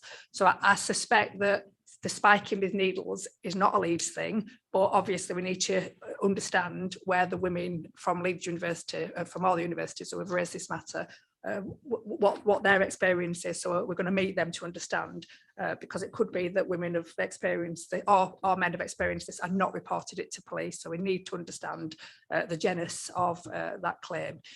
In terms of spiking, again, it's not captured as a crime. But we've asked the police to have a look through their systems, and they're using some keywords to try to understand how prevalent that is. So we haven't got that data yet because we only asked them yesterday afternoon. So when we have it, we're really happy to share it with this body. I think you're right that it feels less safe for women and girls than it ever has, and let's be honest, it's never felt safe for women and girls. As somebody who's experienced childhood sexual abuse and domestic abuse, I can attest to the fact that life has never been safe for women and girls. And I think that it's very complex why that is. And I'm not a researcher, I've not got that academic knowledge around what the source of that is, but it just feels as though more predators feel safe to act out their worst behaviours. And I think misogyny is at the heart of that. And I think those misogynistic behaviours, we've given permission, we in society have given permission for some of that misogyny to thrive and to prosper. And the impact of that is that obviously there are more serious violence and sexual assaults against women and girls, probably against men as well. I haven't got the data for men, but I know that victims are definitely increasing across all harm areas. And West Yorkshire Police do this assessment, so it's called the can't remember what it's called now. So there's a plan that they have to do which forecasts the risks and the threats and what the demand is going to be over a period of time. And West Yorkshire's actually been praised by HMIC for the quality of the plan that they do. And the major risks in that plan, apart from budgets, which are always up there, is violence against the person, high harm crimes, and particularly against women, vulnerable people with disabilities, for example, learning disabilities. And hate crime is another high area of crime that's predicted to rise. It's rising every year in any event, up another 12% in the last 12 months, but we know that it's forecasted to rise even more. So there's a lot of hate out there, and that's manifesting in all sorts of negative ways, and it is making women less safe. It's making us all less safe, but particularly women and girls are less safe. And yes, we're getting much more information now. The press seem to have cottoned on to the fact that this is the thing, and we're getting more information, which I think is adding to our sense of unease, if I'm frank. I mean, we need to hear this stuff, we need to understand what's happening, but it also does add to our fear and unease. And then there's all sorts of newly emerging things like incels, who knew what that meant, and it does feel like there's a much more negative, oppressive move to hate women and harm women, and that's being manifested in all sorts of ways. So what Tracy and I are doing, obviously we're naming it, we're putting it centre of our plan. We're holding the Chief Constable to account for how West Yorkshire Police supports victims, and I don't think that we've always done everything that we could have done, and that's come out over the last few days from some victims who have spoken about their experiences. I'm not saying that the police don't work really hard and they don't try the best, that they're overworked, there's not enough police officers, the cuts are really well rehearsed, but that human contact that we give to victims needs to improve. And we're all tired, aren't we? But we need to talk to each other we're using compassion and empathy. And I think sometimes in extremists, that's not always there. So we're definitely putting that mirror up, and we're asking the right questions about rape outcomes, for example, which ironically, even at only 9.5% positive outcome, puts us at the top quartile of performers, which is a shock to think that 90% of victims are not getting justice, 90+% of victims are not getting justice, but we're top performers, we're one of the top performers in the country. And that's just part and parcel of the terrible situation that we're in. But it's also about, it's not just about policing. There are so many other partners, so many other bits of society that are contributing to the state that we're in, and also contributing to the lack of justice. And I would point to wider criminal justice partners too, and for some of the things that they do and don't do. So I've written to our APC, the Association of Police and Crime Commission at Leeds, on victims and criminal justice, to really question the national CPS policy on charging. So it's completely changed, and it means it puts the right of the decision around charging on the CPS. And I sometimes think that maybe CPS are judge and jury in making that decision, and they're thinking, will this be found guilty by a jury? And if not, why we're going to bother even trying. And so sometimes things don't get to court that should get to court because it's actually up to the jury to decide, not CPS. So I've written to the APCC Leeds asking them to look into that as a matter of urgency. So yeah, I completely agree with you. I don't know what we do, but as long as we do it together, all of us as partners, definitely Leeds City Council, all councils, all criminal justice partners, all councillors and all agencies working together, things must improve because we've got no choice. Do you want to add anything, Paul? I suppose just a couple of points, really. I think Alison's covered quite a lot of it, but it's a really pertinent question, isn't it, in the context in which we're sitting here today. I think the first thing I want to say is that understanding this dynamic in more detail is really important, and understanding exactly what is going on, because we need to be intelligence led and we need to be evidence based in terms of what we're doing, but we can't wait either. So we're doing that work with Alison and her team, and it's interesting to see, I think, and hopefully reassuring to see how prominent the agenda around violence against women and girls is, both in the police and crime plan, but also in the community safety strategy that we're pulling together here locally, which is good.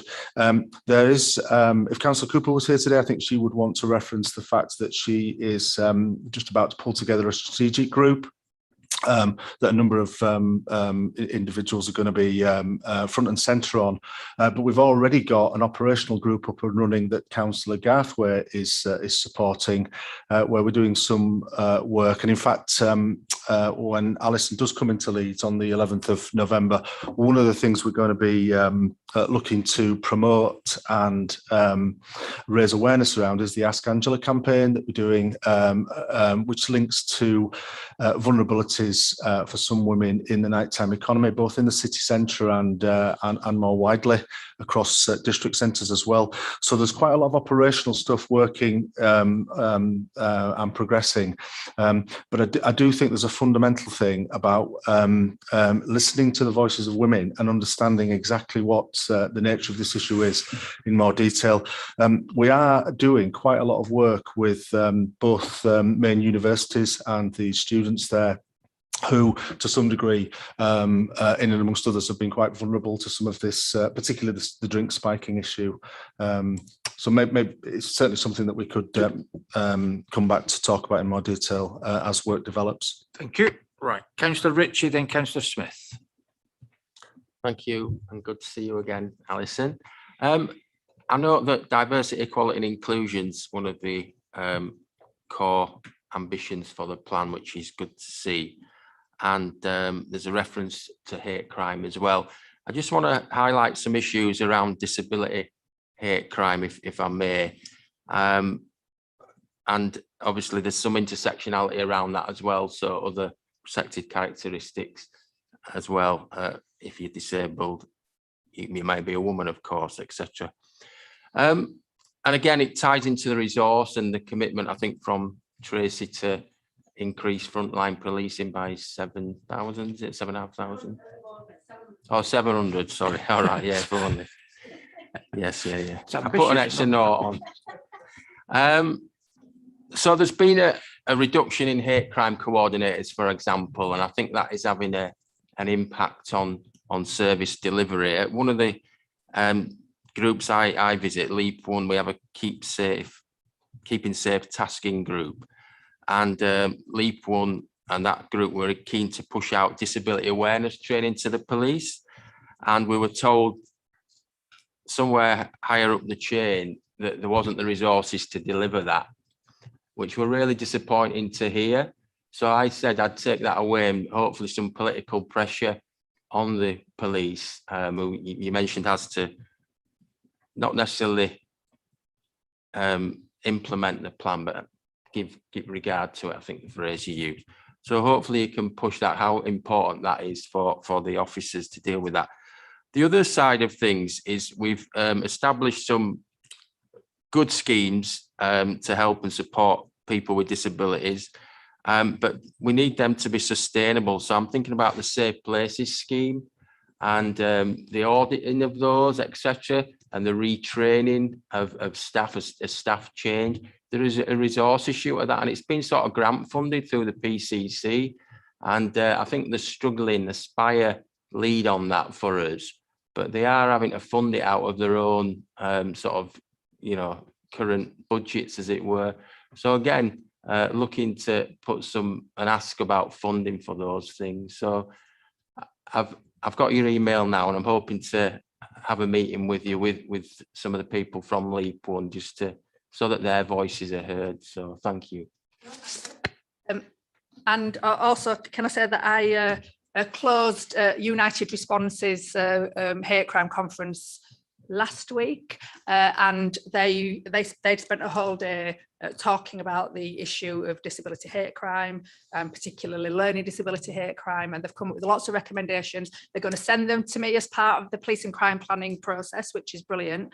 And obviously, through that process, I was able to hear some of their lived experiences of hate crime, and and it is for the 4th year running the largest growing hate crime is disability hate crime, and that's been a constant for the last 4 years. And I think disability hate crime has grown by 50% online, so it is a major issue which we're very alive to. And if you look at my APCC comment, because I chair, I'm the lead for equality, diversity, human rights on the Association of Police and Crime Commissioners, and when asked to make a comment, I made a comment about learning disability and disability hate crime as a priority, because I know that is something that we need to address. The grant funding that you suggested, there's been a bit of a moratorium because the courts were closed, so most of the grant funding, the Safe Communities Fund that usually you were able to ask for, the £6,000, the majority of that came through POCA, so Proceeds of Crime Act monies, and they were linked to courts. So obviously if someone was found guilty in court, you got their proceeds of crime, and then 50% goes to the police, and the police give us 50%, our office 50%, to disperse into communities via the Safe Communities Fund. So the Mayor's Safer Community Fund will launch again on the 19th of November. So there's going to be comms coming out of the next couple of weeks. So please do look out for those, and please do encourage all your groups locally to apply for that money. We're really keen for new applicants, as well as some of the areas of passion and interest that we've had for a long time. And obviously hate crime is something that we're really committed to supporting. Thank you. Councillor Smith. Thank you, Chair. Thank you for coming, Alison. Nice to meet you. My comments really are it's a very good engaging piece of work. I think we need to push the consultation collectively, which I'm happy to do when we leave the meeting. We'll certainly get that out on social media, etc. I think what you're doing is great. I think from my point of view, my sort of perspective, and what I'm seeing daily, we need to bring it right down to grassroots. The justice section, how many times have we seen people with multiple arrests out walking the streets the very next day? The keeping people safe, I'm happy to say that, hear you say that you're looking at the online element of that. Online abuse is really picking up at the moment, and there's very little that we can actually be seen to be doing. Safer places. Drugs are a real blight, and I think that they almost underpin a lot of what's going on. The multiple and complex needs, I absolutely applaud early intervention. If you can catch them when they're that, you're not dealing with them when they're up there. So I guess I've kind of written that crime is very circulatory based on those 4 things, very circulatory. That kind of almost breeds a lack of respect. It gives a perceived lack of consequence, which emboldens people to do even more. And I think that my final point really is that we do need a complete joined up approach with all the different agencies working together. But as I say, it needs to be at a very grassroots level. By the time it gets to almost to your level, we've already lost the battle. You know, I've had an instance this week where a resident alerted me to something a very young child had done. And I arranged for the PCSOs to go and speak to that child, and that child now hopefully will not enter into the system and escalate. And I know that that's a very old-fashioned approach, but I do believe that we do need to go back to grassroots, and we need to bring back the old-fashioned elements of the policing system and everything else. So, you know, I'd like to see that actioned as well, please. Thank you. Yeah, thank you so much, and particularly around the example you gave of somebody committing multiple crimes and then being seen walking the streets the next day. The Chief Constable John Robbins would be impassionately telling you now about how he's so frustrated with that situation, because the charging decision is not West Yorkshire Police's. The charging decision is criminal justice, is CPS. And so even though locally, I chair the local criminal justice board, our partners are amazing, fantastic, flexible, really want to make these things work. Nationally, the policy has changed. So there used to be solicitors who were embedded within policing, who would give charging decisions there and then. Then the funding was cut, so they made a decision to have a telephone triage service, which worked quite well. Police would phone the triage service, they'd say, yes, yeah, you can charge. Cuts came again. So now what happens is there's a central team at CPS. The police have got to prepare the whole file. I mean, the whole file, as though it's trial ready. That takes weeks and weeks and weeks. So that person could be walking the streets for 3 months while they're trying to get that file together. And if there's multiple witnesses, CCTV cameras, you know, stuff on phones that they have to get, that could take months and months and months. And they're not allowed to charge that person until the CPS has seen the whole file. The police have to also redact those files. So any information, any third-party information, the CPS make the police redact those files. So there's a whole team of people putting files together, redacting information. Oh, and then there's the new disclosure rules. So as a result of a rape trial that went wrong a couple of years ago, where the defence was saying, or information was that should have been disclosed wasn't disclosed, the CPS then said, nationally, not locally, then said, you have to disclose everything, whether that is relevant to the case or not. And that's all got to be redacted. So I'm just painting the picture of every crime. They've got to build a file, they've got to redact everything, they've got to disclose everything. And if anything's missed off that disclosure, the whole case falls. And that might just be a simple error or information that they don't know about to include. But if it comes out later on that information is there and they haven't included it, the case goes. And then at that point, CPS will say, computer says yes, or computer says no. And I was talking to an ACC last week who told me that 70% of the cases that they had put forward to CPS in the previous month had been rejected. 70%, which meant 70% of work, months and months and months of work, rejected. So the system does not work for victims.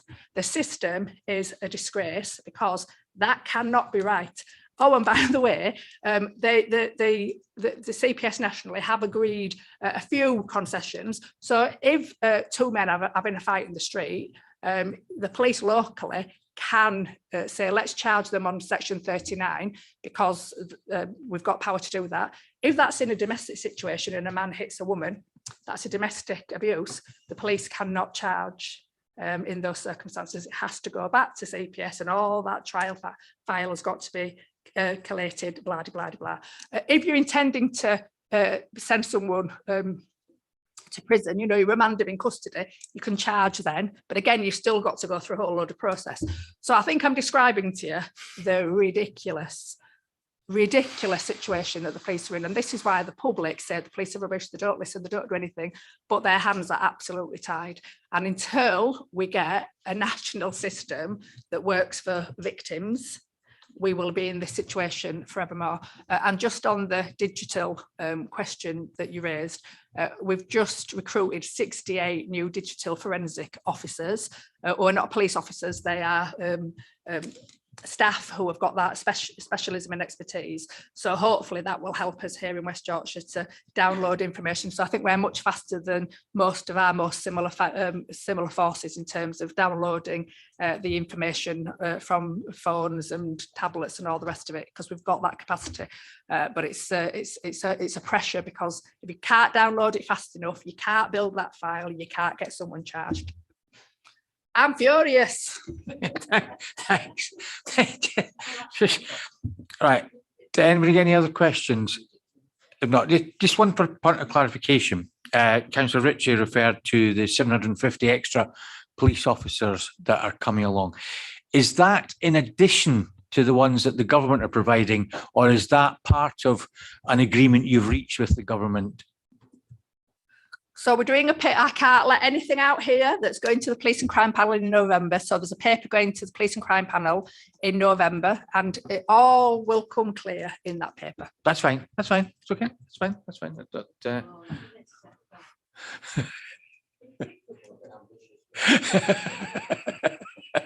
So if nobody's got anything else they would like to add, I mean, I think one of the many important messages we got today is we need to try and communicate this out to our communities so that as many people respond, so that we can, that the mayor can genuinely say it was a genuine consultation, and a large percentage of people, because, well, certainly on this side, we often criticise consultations because you get 1 or 2% of the population returning, and is that statistically relevant? So the more people we get to put the comments in, I think will help in terms of the validity of the plan at the end of the day. The more people that have contributed, because at least it shows there's been engagement. And there is no doubt that there has been a great attempt to engage with as many people as possible. It's how you get the hard to reach people, and that has been highlighted by some of the questions that have been asked today as to how you get these hard to reach people. But no criticisms of you. You don't have to respond to that. I'm just making the point that you have tried to do what you've done. So with that, thank you very much for making the time to come along and speak to us. We've no doubt we will invite you back again to maybe explain why things are or are not working the way that you planned or intended them to do, particularly in terms of the issues that Councillor Charlwood brought as to what's happening in terms of the progress of it, which I think is important and reassuring. And anybody who has been listening in today will hopefully be more reassured with the question that Councillor Charlwood asked, but the answer that they got, so that, yes, it is a problem, but you're looking into whether or not it's a Leeds problem or not. And I think that's some reassurance. I think that hopefully some people in the public will take in the spirit that it was given by you. Okay, thank you very much. Thank you for your time. Thank you. Right, where am I now? Oh, dearie me. Right, jumping through this agenda, it's up, it's down, it's all over the place, isn't it? Right, the next one is reducing carbon emissions across the council estate, item 10. The new person that's come in since then is Polly. Do you want to introduce yourself, Polly, please?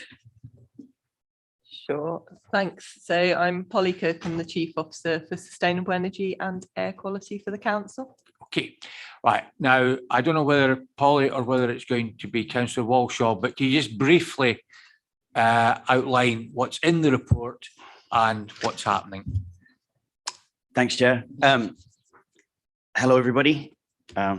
Very interesting scrutiny board so far. It's quite a variety of topics covered.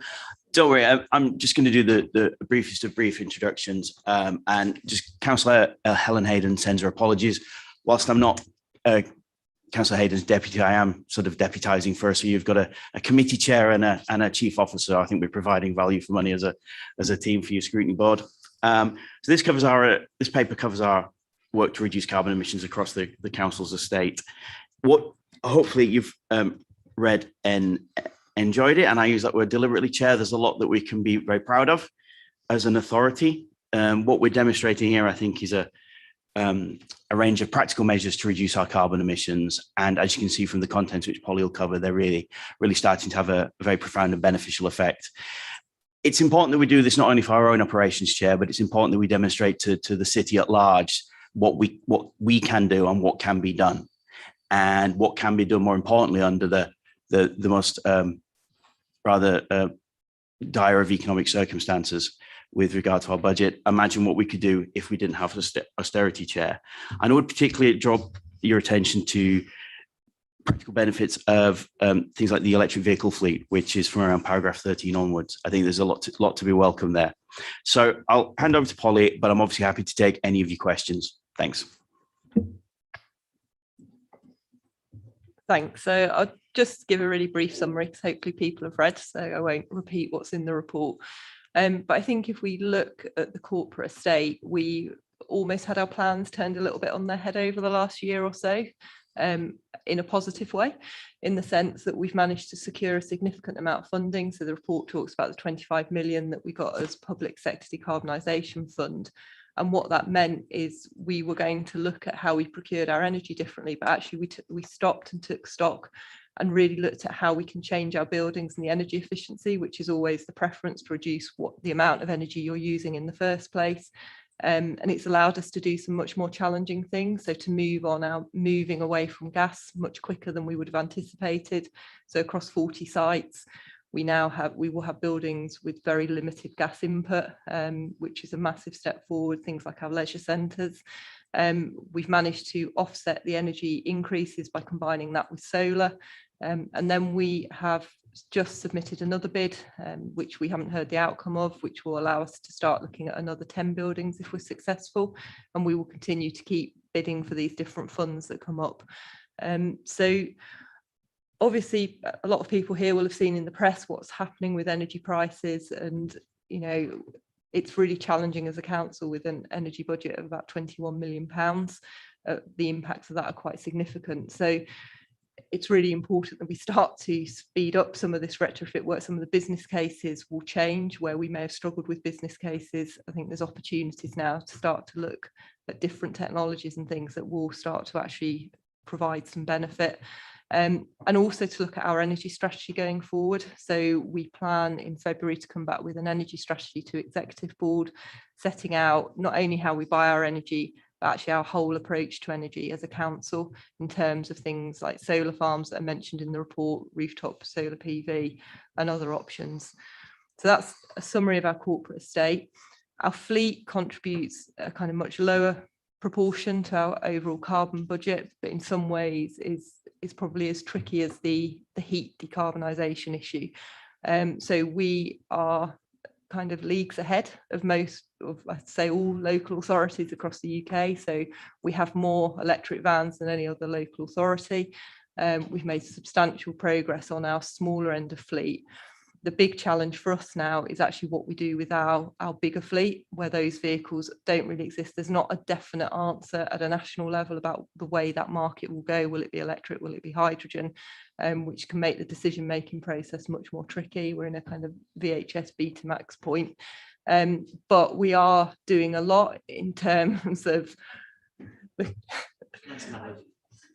Yeah, but we are doing a lot in terms of looking at the infrastructure and looking at what we can do to support things like hydrogen as a fueling infrastructure, so that we have got options, but also with things like our refuse vehicles, the waste depots being built with chargers in place, and we're aiming to have our first electric refuse vehicles in when that depot opens in about I think it's due next November. So again, there's still work being done. And then the other element, so this report really focuses on what we call scope 1 and 2, which is our real direct emissions. We are starting now to do more work on scope 3, which is the things that we buy from others, and that includes things like grey fleet or food, for example. So when we come back to Executive Board in February, we will start to pull together an action plan on certain aspects of that scope 3 as well, so that our overall carbon plan for the council becomes more extensive. So I'll stop there and happy to take questions. Right, questions. Anybody got any questions to ask Councillor Blackburn? Yes, thank you, Chair. A note on page 65. A couple of things I just want to mention there under paragraph 11. First of all, say the council is actively seeking opportunities to get an agreement that all the electricity we use in buildings, etc., is from renewable sources. And I'd just like to know how far along they are with that, seeing that they started, I appreciate we've had COVID and everything, but they started in January 2020. And the second thing I wanted to say was that I know that we're exploring the potential to deliver large-scale solar schemes. Again, which I think is very good. Of course, with the solar panels, some buildings, depending on where strategically they are, the solar panels don't work, but you wouldn't put solar panels on them. But I believe that solar panels are a good thing, and certainly where we can put them on houses, we should be doing so. And I'd like to know more about that. Holly?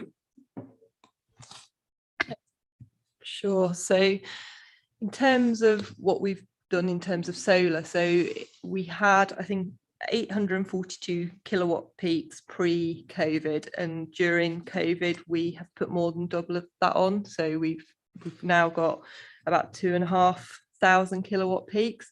That still probably only represents 2 to 3% of our electricity consumption, and we have covered a fair amount of our roofs now with solar. So rooftop solar has limitations. There have been quite a few buildings that actually, for different reasons, we've not been able to put solar on. So we started with a long list and discounted, but our aim is to continue to put solar on all the buildings where it's feasible. In terms of a solar farm, we have got a number of different sites that we are looking at. We're in quite early stages, and we're hoping to work with West Yorkshire Combined Authority to do some of that initial feasibility work with us. That probably has the potential of adding anywhere up to about 10% of our electricity, depending on how many of the sites were successful and feasible from planning and all the other constraints. And then that leaves us with the kind of the end part, which is probably about, I don't know, anywhere between 85 to 90% of our electricity. And with that, we have a few options. So we could buy green electricity, as a lot of consumers do, but it doesn't create much additionality. It's things that are already being produced, and you just sign off to say there's an element of greenwashing to it, if I'm honest.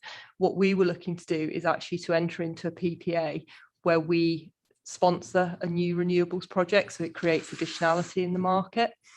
However, the reason that we were planning to do that in 2020, obviously COVID came along and made that more tricky, but also we secured this £25 million fund. Entering into a PPA isn't as quick as just switching your supply over. And so we took the decision we would focus on delivering the 25 million, which provides the energy efficiency as well as the solar generation, as well as the move away from gas to electric. So that was kind of the change of priorities. So it's not that we won't do it, but we've just had to manage within the resource. And part of the report that comes in February will set out actually what proportion we look to buy through the PPA and what we just do through our standard electricity purchasing. And that will come back in February, but we'd be looking at actually kind of sponsoring a new facility, not necessarily within Leeds, so beyond what we're doing in terms of the solar farms ourselves. Okay, right, I've got Councillor Ritchie, then Councillor Charlwood. Thank you. It is a very interesting report and lots of good work going on there. I'm going to be a bit picky about how we report things and how we have the proud boast about the number of electric vehicles. We are one of the biggest councils with one of the most vehicles, so really we should have the most electric vehicles.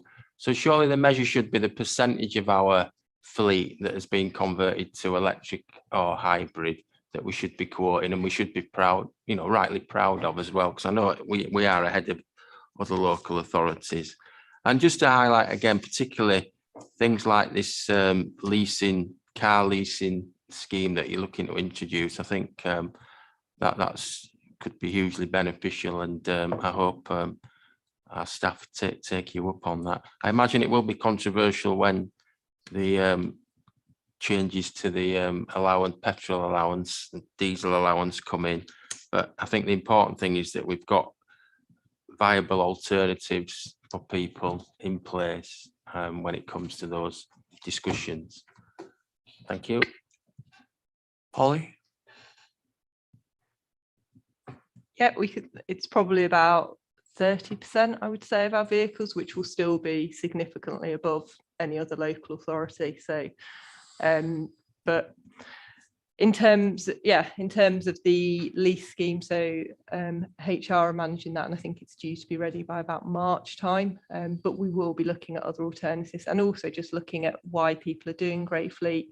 That obviously really dropped during COVID, and there's some different working practices coming in. So I think there's something about how we drive down the mileage in the first place, because it helps, you know, some people to be more efficient in what they're doing if they're not traveling all around to everywhere as well. But there are obviously some jobs that is necessary. So it's just trying to make sure we provide alternatives to staff. So we'll be looking at all options on that. Okay, thank you. You want to go back again, or are you? Well, is that a commitment then to start quoting the percentage rather than just we've got the most number of vehicles? I'll commit to quoting both, if you like. Councillor Charwood? Thanks very much. Just a thought about the Green Investment Bank that I think we've now got in Leeds, or it's happening soon, or it's emerging or growing. And just wondering about, we are well placed to have a good strategic relationship with them potentially. And I'm sure there are, and I know there are, lots of very emerging, exciting businesses around Yorkshire, some in Sheffield, Humberside, doing really interesting work that we could have synergy with, and you know, provide a bit of an institutional partner to, which kind of help both of us to realise our green, you know, ambitions, and but also be first adopter in lots of things. And if we could use the Green Investment Bank to help us provide synergy for some of those. I mean, some of those organisations are looking to create sustainable aviation fuel out of municipal waste. So, you know, there are clear benefits to us, and financially as well, potentially, of helping them to make that reality. So I just wondered if you had any sort of thoughts on that, or already had plans in place. So we've met with the UK Infrastructure Bank. Personally, I think I've met with them twice, and I know that others have also met with them, and talking about different investment opportunities and within our own work. But also helping to broker some of those discussions with other organisations. So that is already starting, I think, but they are at quite an early stage in their process at the minute. They're not fully up and running and fully staffed. And we are working with businesses that are approaching us. So I've met with a business this week in Pudsey who has some quite new and exciting products. And we are looking to see how we can support them as a council. So that is going on, I think, across the piece. Okay. Councillor Smith. Thank you, Chair.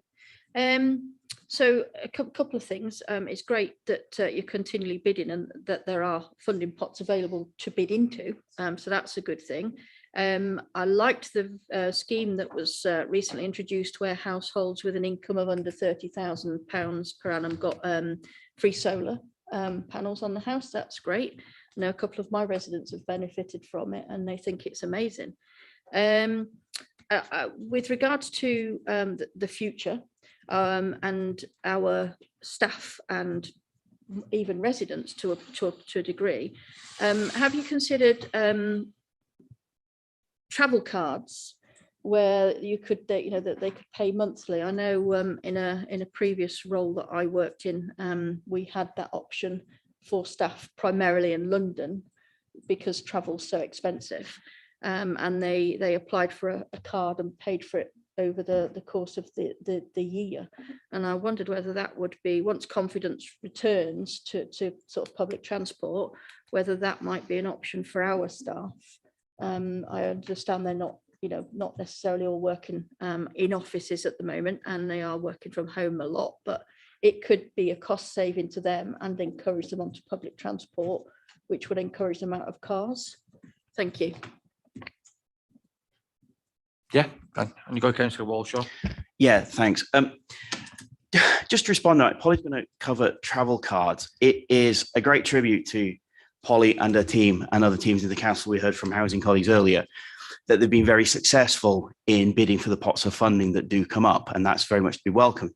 However, I would say that small pots of funding being available to bid for in very tight windows of opportunity is, frankly, Chair, no way to run a railroad. What we seem to have to do is a funding window comes up, there's a pot of funding available from central government, councils all around the country down tools to bid for this funding, and you may or may not get it. It is genuinely no substitute for secure, sustained sources of local government funding, and it shouldn't be entertained that it is.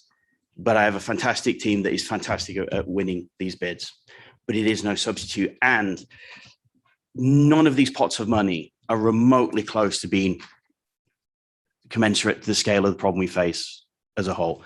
To give you some example, Chair, the government announced its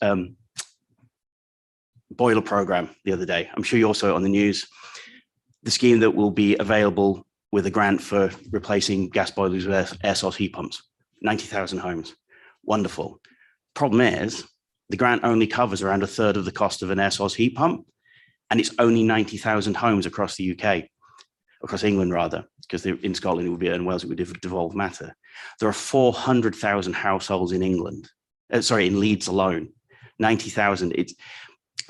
We're in great danger of, well, I don't think actually we're in great danger as an administration, but more widely in the country, we're in great danger of not realizing the sheer scale of mobilization of resources that's needed.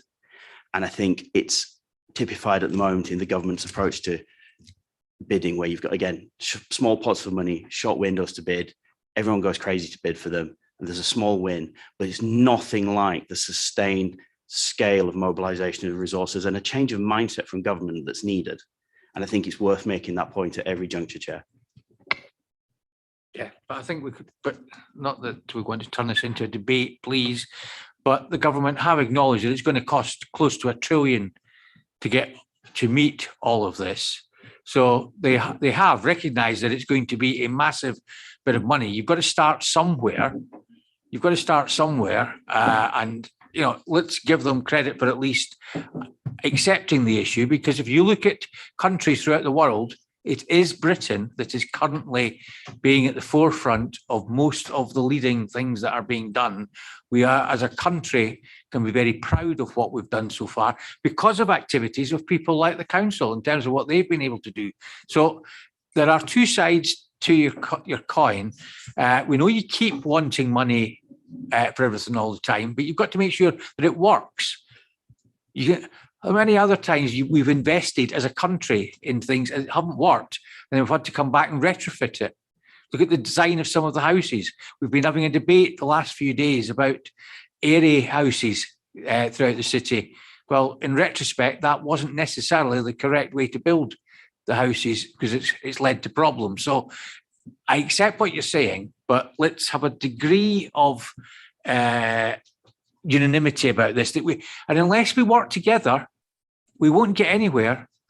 Unless we work together, if we start taking polarized political views, then that will just cause problems for the community, because the community then don't get access to funding.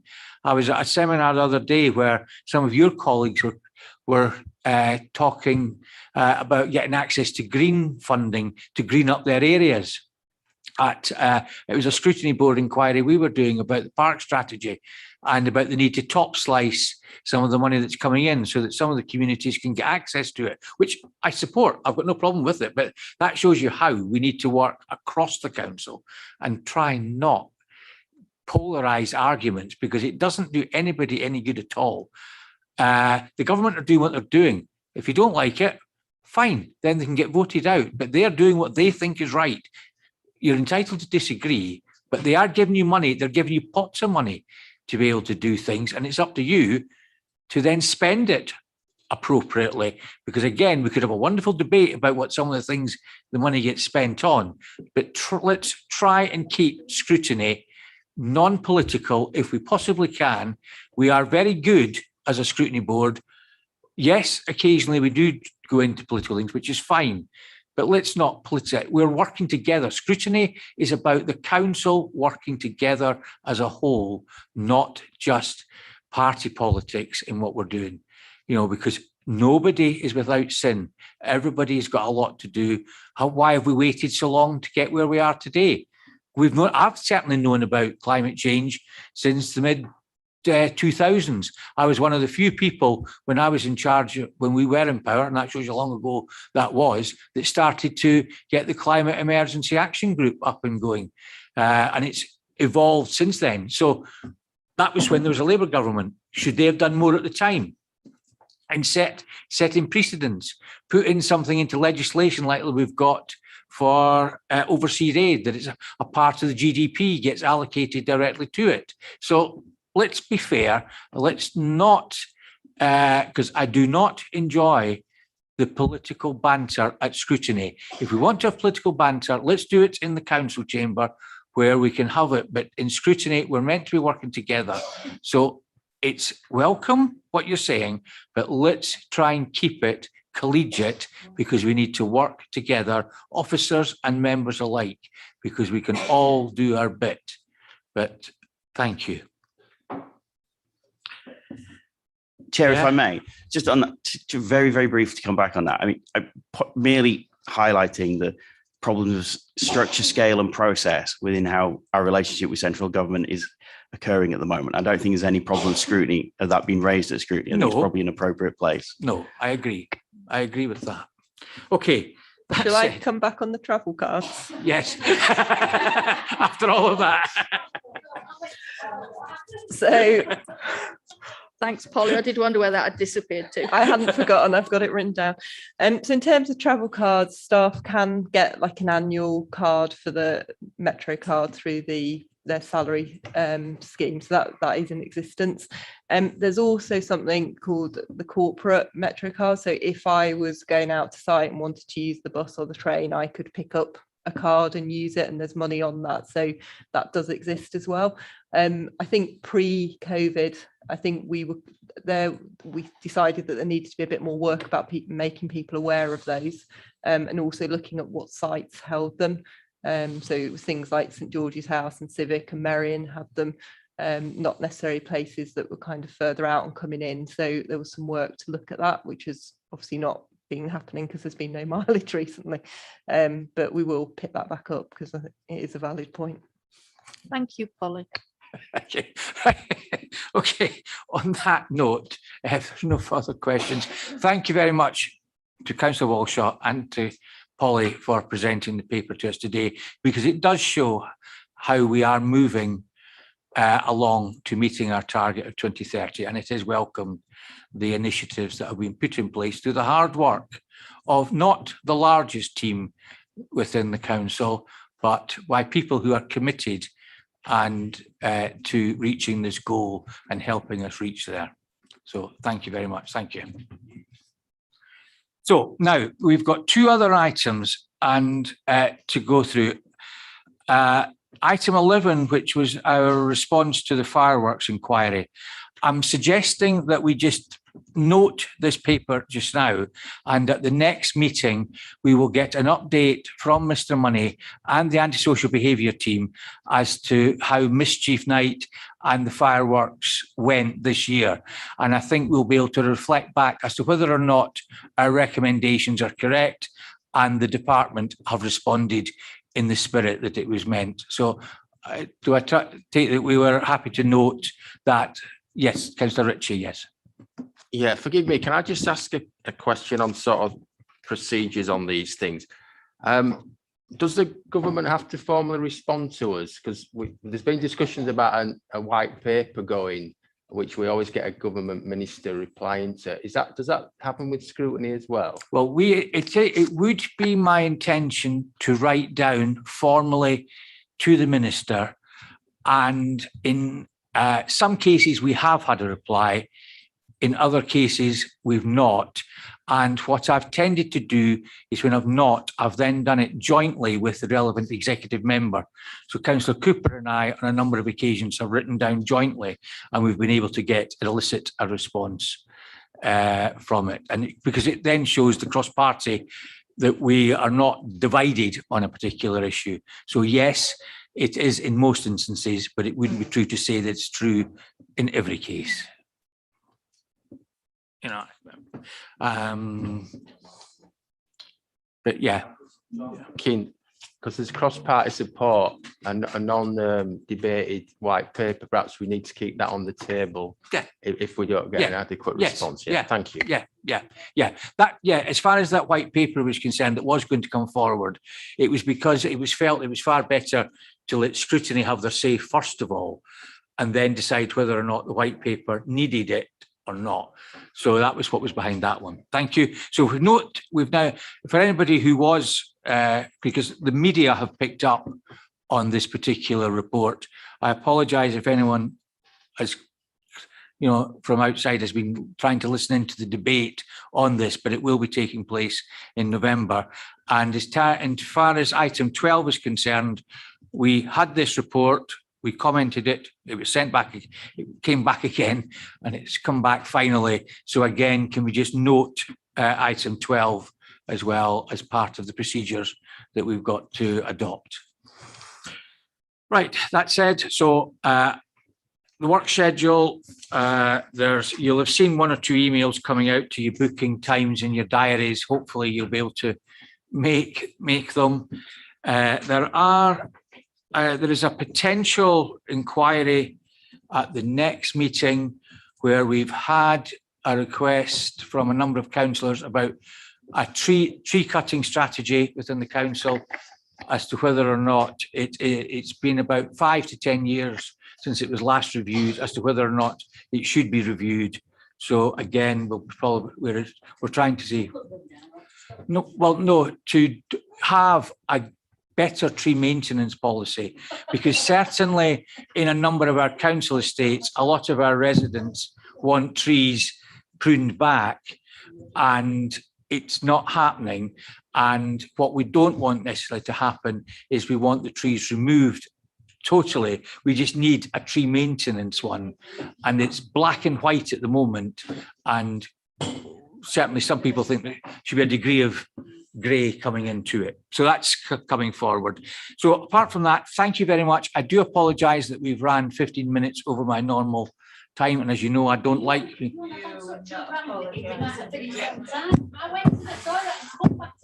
Well, I had to put a degree of... to bring it. But thank you very much for your attendance today, and thank you.